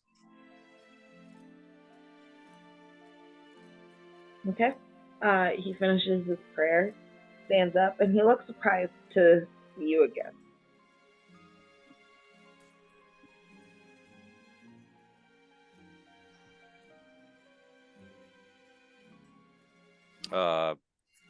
I guess Valk kind of walks up towards him and goes, I have done as promised.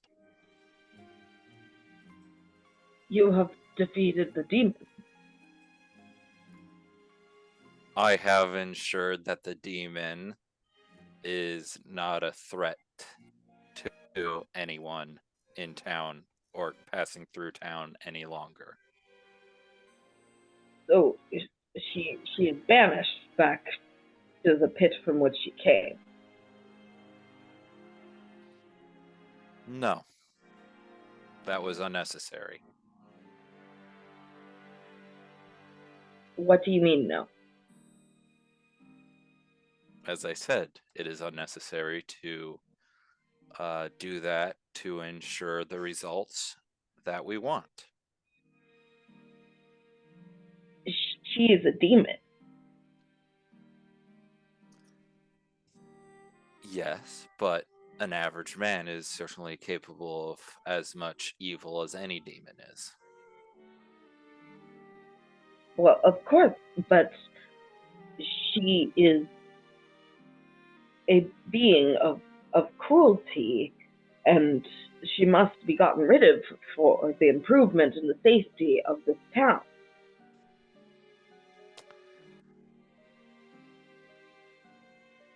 While I do not wish to get into a lengthy debate about the legality or the morality of her business, because we'll probably agree on most aspects, she is operating, honestly, more respectfully in that business than anyone I have met prior.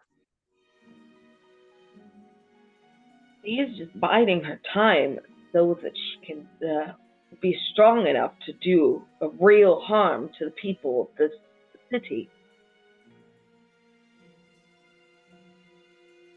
Do you really think that, left to her own devices, she won't eventually try to cause harm? Why would she want to do that when she has a ready source of food that comes to her willingly without having to cause additional destruction.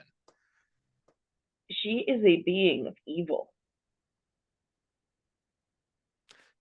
Yet I am a being of good and am capable of things that many would classify as evil. Her very presence is corrupting the people of this island.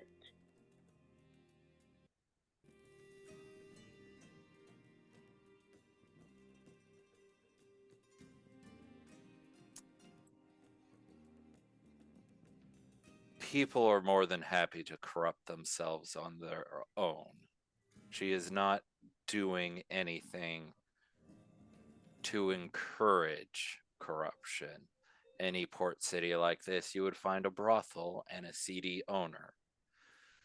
She is taking care of her employees, even going out of her way to acquire healing for them, since the local shrines do not accept their currency. At this point, Val just dagger glares at him for that little bit, and does not do anything to her clients outside of what the clients would already be doing. If anything, I would say this is the most moral option for her to maintain existing. And you can very clearly see that this priest is pissed off by what you're saying. And he's getting more and more mad, like as you speak, and he says,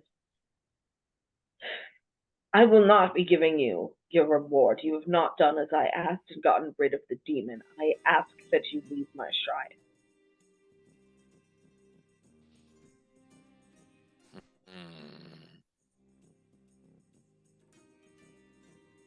Do I want to do what's right, or do I want to do what's right?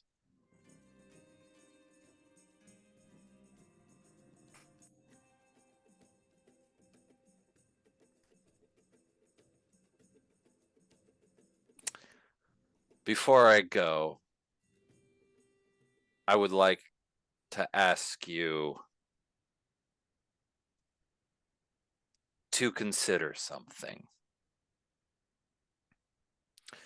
Is it better to be born good and exist that way, or to be cursed with an evil burden from birth and strive to behave in a way that is not reflective of that? And now I remind you that not only do I carry the sky spear in the name of Torm and am born of the chosen of Tyr, I am also here as the rescuer of Mistra. You do not know what she strives for. I asked her under the compulsion of truth what her intents and actions are, and she has proven to be more honorable than many members of the church that I've met. You asked her what her plans were for this island. What she plans to do once she's had her fill. The lusts of the men who come here. She is merely trying to exist, same as you. She is a demon of the abyss. I do not pretend to know her plans, but I do know that demon would not just settle in a place for no reason. Well, then ask her no yourself. Cause. She's certainly planning on something, whether it's the destruction of this island so that she can revel in the chaos that it causes, or she is trying to gather souls to turn into further demons' lust. She hasn't gathered a single soul. How would you know? I asked. She does not cause any harms to her patrons, and she has not anyone under contract outside of the contracts of man. Well, then she certainly designs to harm this island in a different way if she's not gathering souls. And I ask you once again, leave this shrine. You're no longer welcome here. Do I want to pull rank on this motherfucker? Spanish, Spanish, Spanish, Spanish.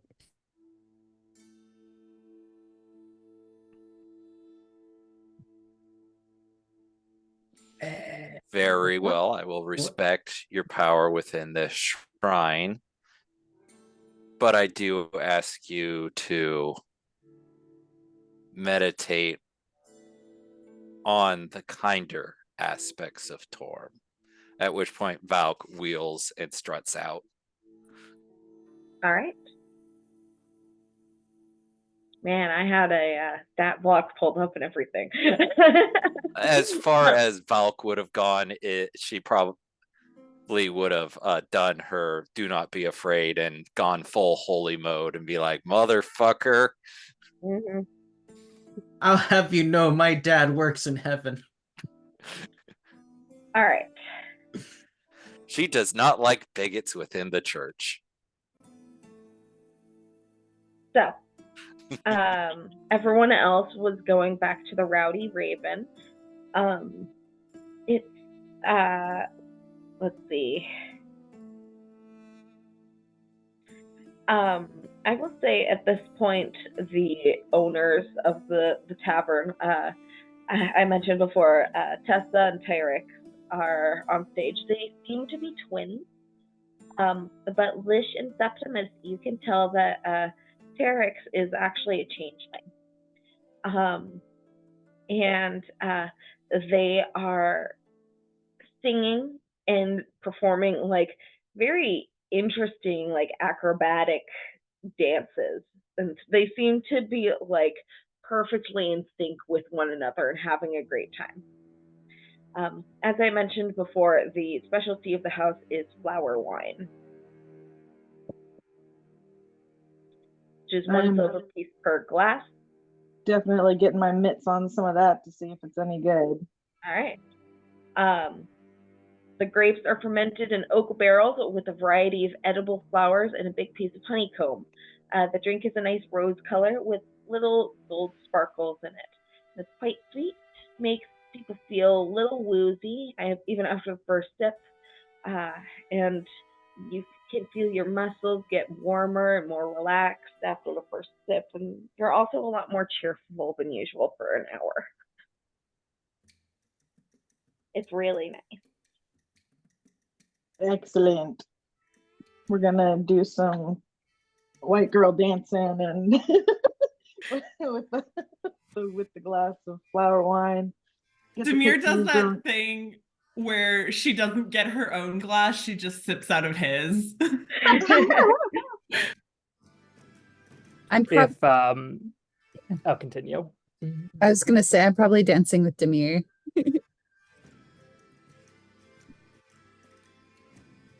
Aaron's just going busting it down with everyone. Hell yeah. Did we see Toby and Hawk when we were leaving the brothel, and did they come with us, or are they still out on the bench? You must have seen them, yes. Yeah. I think we picked them up. I mean, Aaron went specifically over to them. Yeah. Yeah, so, Hawk and Tobias would have gone back with the group because they were specifically waiting for Falconeer and stuff to finish. Come dance with us. Dun, dun, dun, dun, dun, dun, dun, dun, dun. Yeah, Demir is going to be trying to lure Toby onto the dance floor a little, come on. Well, Tobias is probably still a little overwhelmed by all the noise and stuff.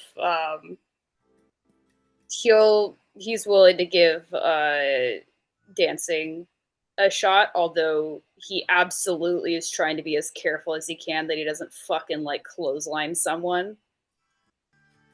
Like, I want to see him do it. like he's dancing, but it's like a reserved dancing of like, I am mindful of how big I am compared to some of these people. I do not want to accidentally fucking take someone out. Look, we He's got speaking a healing dance spells sensitive for style. a reason. It's beneficial though, because if someone like trips and falls next to him or whatever, he could easily just bend down and pick him back up. Toby is the most essential person in the mosh pit, which is the tall guy who keeps people away from the fallen ones. Does that mean that like the smaller people who keep getting knocked over or whatever and stuff, they just start clustering around Tobias because he's like a safe zone? Yeah. I'm just There like, are a handful of gnomes hanging out near you now. In one goblin.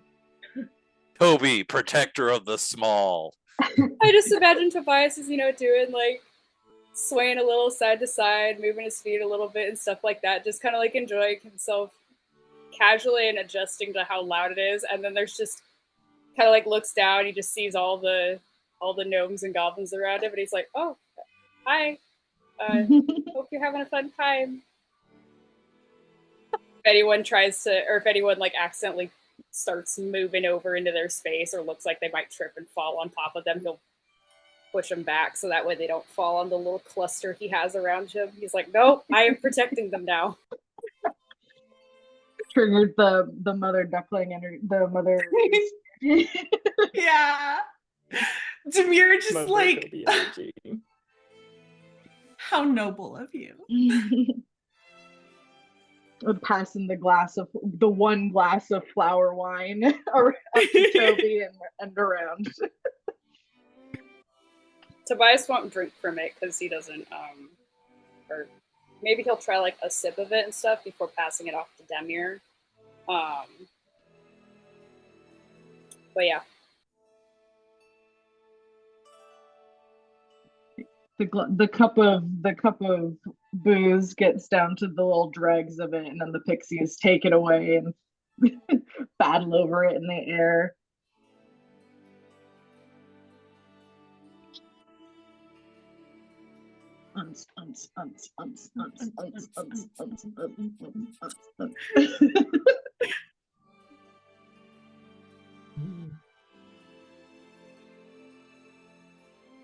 Aaron's moshing for dear life. Yeah. Does Aaron Scotty. join the group of people that run around in circles and smash into everybody? Mm-hmm. Oh boy. And that was how Demir ended up kicked in the head. Rip.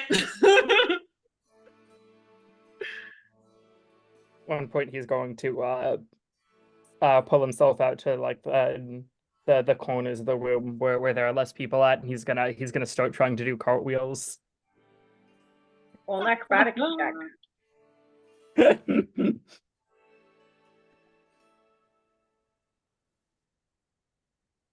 Oh my gosh. That is a 21. You were fucking rocking it, Aaron. Aaron's just in the corner cartwheeling back and forth.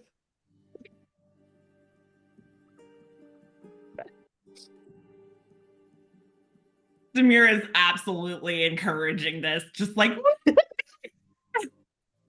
He's like going down on one hand now. Oh god, I popped a strap. oh no. Yeah, Demir is just like, she is just tipsy enough to be like the drunk girl at the club that is hyping everyone up in the bathroom, except she's on the dance floor doing that. The super Oh my supportive God. drunk white girl. Yes, exactly. Like that kind of attitude. Yep. She's not white girl wasted, but she is definitely at the like, I love you guys so much. Like, you're all so awesome. That level of drunk. That level of like, no, girl, don't text your ex. You're my best friend. Don't Also, what's text your name? him! I care and I love you so much, and he's not good for you. I don't know you, but like, I love you You so much. deserve to be treated right. Like, don't go back to a man that's not gonna treat you right. Like, I don't know you, and I know that you deserve better. Precisely.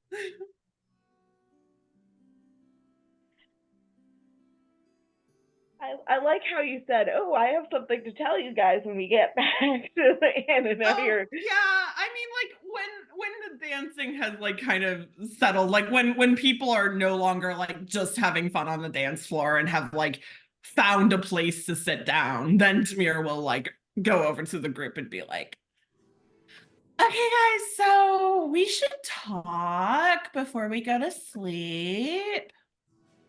Mm-hmm. Probably in our rooms, kind of talking. Yeah. Perhaps we should retreat upstairs for the evening then, so that we can have this discussion. Okay. Am I part of the discussion? Are you Yes. part of the group? Oh, no, I feel part of the group. I mean, yes, this is relevant for you, Septimus, too. Okay.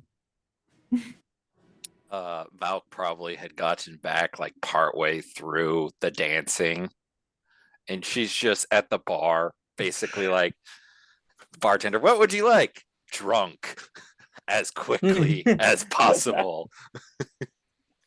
okay. Oh, Hold careful, on. you're becoming alcoholic.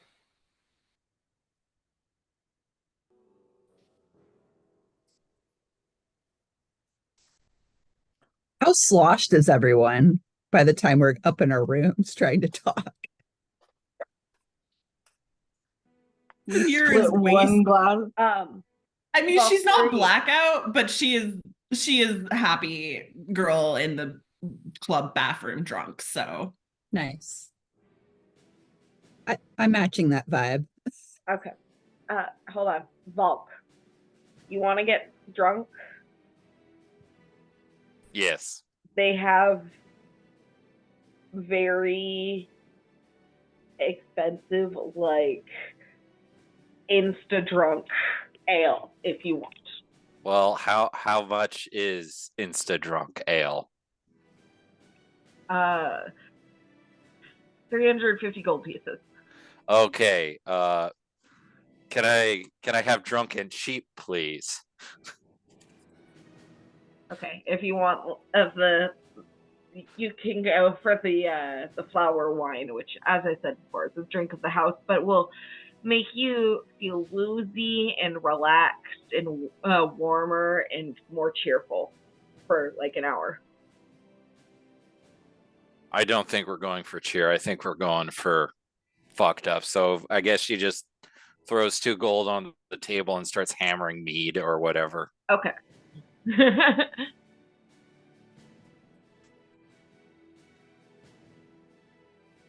Is Volk gonna dance? I want to see Volk dance. That would require convincing. Because She's right now drunk. she's on a mission. A mission to get drunk. Do the hoedown, throwdown. Do the 2-step, do the right.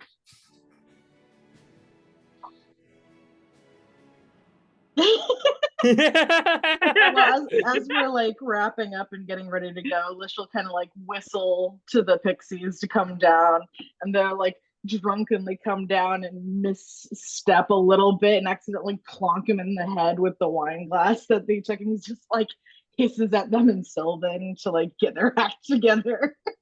Take the glass. Are we heading upstairs then? I believe that's the plan. That would be wise, yes.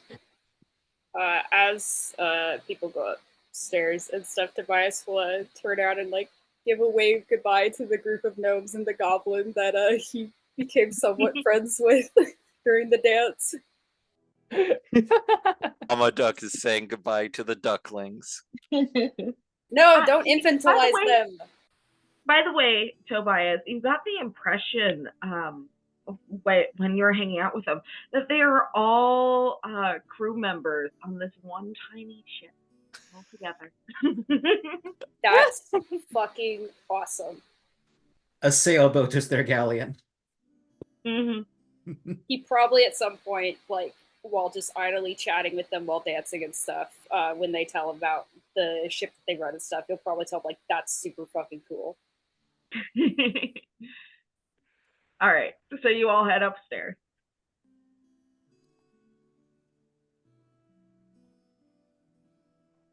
Once we're all piled into a room and the door is closed, Demir is going to try sobering up a little, but not, it's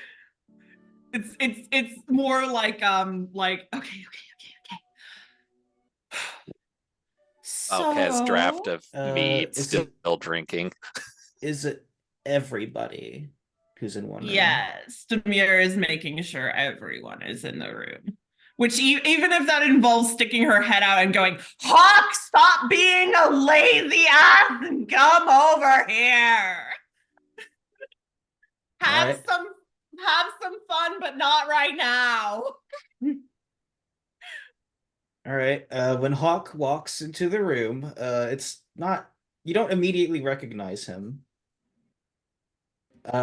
He's got a bottle in one hand. It's still corked. But instead of the usual metal face looking at you, it's a sort of like almost bronze-skinned man with like chestnut hair and hazel eyes. No, green eyes. Woo! Flash, Hawk, flash, Hawk. Demir reaches out and pokes his cheek like, He goes, Flash. Yes, it is. The sort of like not tinny, but like sort of mechanical undertone to his voice is just completely gone. It's just like a normal voice right now. Has been hotel reference, insert here. I don't get it, but okay. Lish looks like unreasonably like, yeah. Like, fuck yeah. It must be Flash, important Hawk, if we're Hawk, being Hawk. called in while Demir's still tipsy. You're a dude. I feel like I've always been a dude, but yes. Are you having fun? In my own way, yes. Well, okay. You can have fun in a minute. Hang on. Okay. So, Sure. well, you guys were all talking up to the brothel, madame. I was talking to some of the workers, and I found out that our captain is a pirate. Oh, So, is that a bad that's thing? Well, it could be or it could not be. I don't know much about dealing with pirates, but I imagine that this could be a problem, given that they are, occasionally known to take hostages. Did we not pay them though? We did pay her. And you So- said that can, we've been asked to work? Yes, she did say that she wanted us to help on the ship, but You can double Who dip knows? those kinds of things. exactly. Get your help, get your pay, then get your hostage money. You sound like you have some Exactly. experience in this, Aaron. Is Is this one of the many things you were doing while you were wandering? I've taken a few hostages in my day. Oh, And- really? Who hasn't?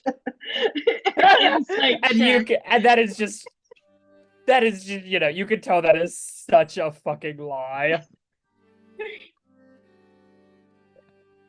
Well, no, it isn't a lie. We may have the bandit dude on Listen, chair. that was a different thing. That was Demir's thing. I help. I took no part in that. Maybe I should become a pirate. I did just protect a demon from a cleric dorm, so He was being an asshole. She was fine. oh, and he was even more of an asshole when I went back. Oh my I'm god, not really? surprised. Hmm. Back I don't onto the like- discussion at hand. Well, The sorry. slight concern that I have is, I guess at this point it doesn't really matter because we've made the deal. But there is potentially the concern of, because there was a discussion potentially if they needed assistance with defending their boat. Correct? Mm-hmm. So yeah. If they're pirates, my concern is if they have us take part in looting another ship and helping them take hostages, basically making us accomplices. Here's the And thing she about did. that. She I did should make say. mention of a share of booty, so Here's what I'm thinking. If the deal was to defend her ship and she goes on the offensive, we would not be beholden to helping because there would no longer be a defense. Oh, yeah. Those lines can Point of get blurry though. clarification. She did not specifically use the word defense. She asked you guys if you were any good with your weapons. And told us that we might have to work, right? Hmm. Hence why Tobias is bringing up they may have us rob ships with them. Mm-hmm. Mm-hmm. Mm. Yeah, I think that might be what we're looking at. How What's the big- strategy then? So weasel our way out of fighting if we don't want to, I guess. We could always hide. Well, You gotta between the hide. 7 of us, we could probably mutiny. Mutiny. I don't know that I find that to be a more appealing option. Also, her ship was very large. It's classified as a warship. She's probably got about 100 sailors on there, plus people who are actually important. I don't want to take over any ship, be it someone else's or hers. If Did we we even already could. give money? Has money already changed hands? I believe it has. Mhm. How much money did we spend on this? A lot. 2,000. no, Plus. it was like 900 gold. Okay, that's not terrible. We could cut and run if it was a bad deal. Thankfully, we are not verbally beholden. If we get in range of the mainland, it's possible that we could escape on Birdback as well. Bird back from the fight? While they're distracted, perhaps. I don't imagine that they'd be the most accurate with a cannon against a small flying object. Don't know if we would want to test that. Neither would I, but it's worth considering in the extreme.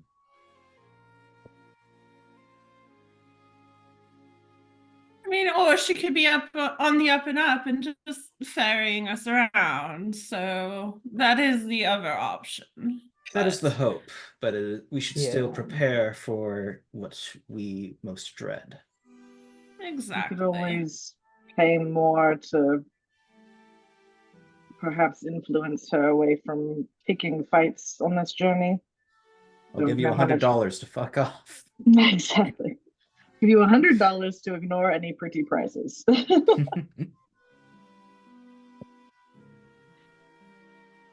Sure, but I we just have enough wanted- gold for the targets for her to avoid the targets she would normally go for. Because I mean, with the size of that ship, she's probably going after like decent sized merchants and stuff, which would have significantly more gold, or at least stuff that is way more valuable than anything that we have on us, to convince her turn away. When push comes to shove, what we could potentially do as well is if she gets into another fight with a boat and attempts to have us assist with committing piracy, we could just blast a hole in her hull and then hop onto the other ship. That's not a bad idea. Anchor. Lish looks a little bit uncertain about that, but Bakir brings up a good point. We could weigh their anchor, and they'd have to spend the time to take it back up. It would slow them down so other ship get away with us. perhaps Blasting it a might hole is just as good, and then they can't follow. Yeah, but an angry pirate. They'll die if we blast a hole in the hole. Hey guys, I think- have a strong cutoff at noon, so just keeping Gotcha. you. No, I think perhaps it might be worthwhile to talk to this woman a little bit further about her intents for this journey and avoid conflict if we can help it. Perhaps we might need to see if we can find another ship. Well, we're gonna be like, hey, we don't want to be pirates. Can we get a refund? I doubt we could get a refund, but we could ask. Sure, good enough idea as any. There's no certainty that there will be some sort of fight. We don't know that for sure. DM, this island that we're on, is it like pretty far away from most things? In the direction that we'd be headed for our location, like, is there a strong chance we'd come across other boats? I mean, this is a sort of a waypoint between Hawaii and Alperin, and so there's a decent chance that there are lots of ships up here, especially if someone is choosing to like ship something from like far away to Alperin.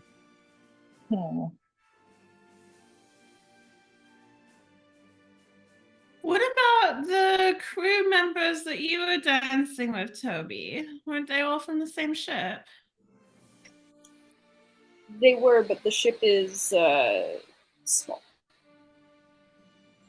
I don't know how small Talking to the dock master last time, was that Erin? Or was that Hawk? I think it was Hawk. Hawk. In that case, Hawk, would you like to make an intelligence check?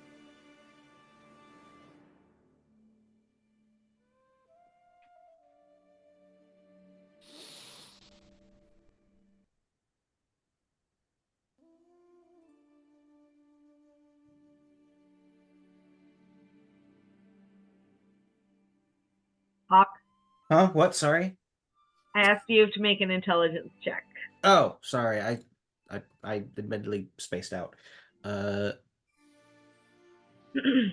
It's having all that flesh.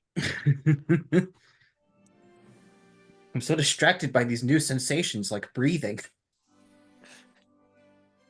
That's all. And blinking. That's a 10. 10? I 10. mean, it was earlier today, so it's not too hard to remember. The other ship that the dockmaster suggested was the Moon Kiss, which could be an option. It could be worth looking into. You could run out on the pirates, you'd lose your money, but maybe you wouldn't be asked to pirate anything.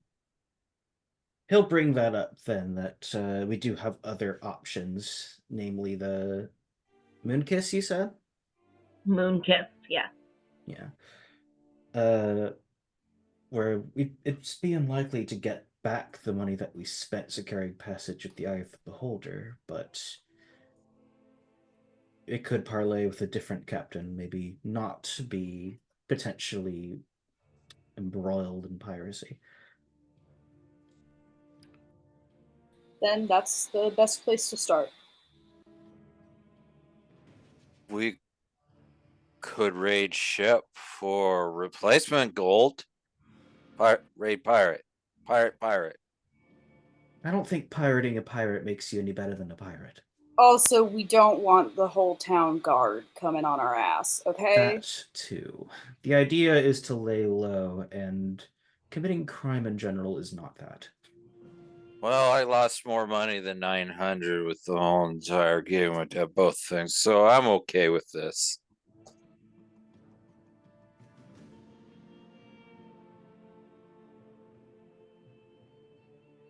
Either way, it's probably a little late to try and secure a meeting with that captain right now.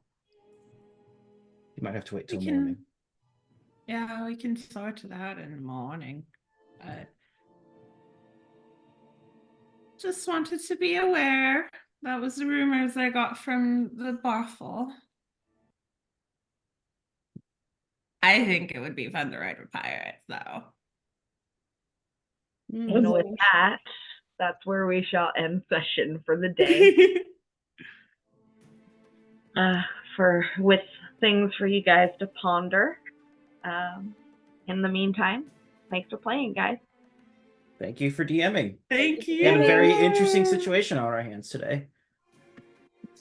Yeah, this is fun. Okay. Have a good one. See you next time. Bye. Bye.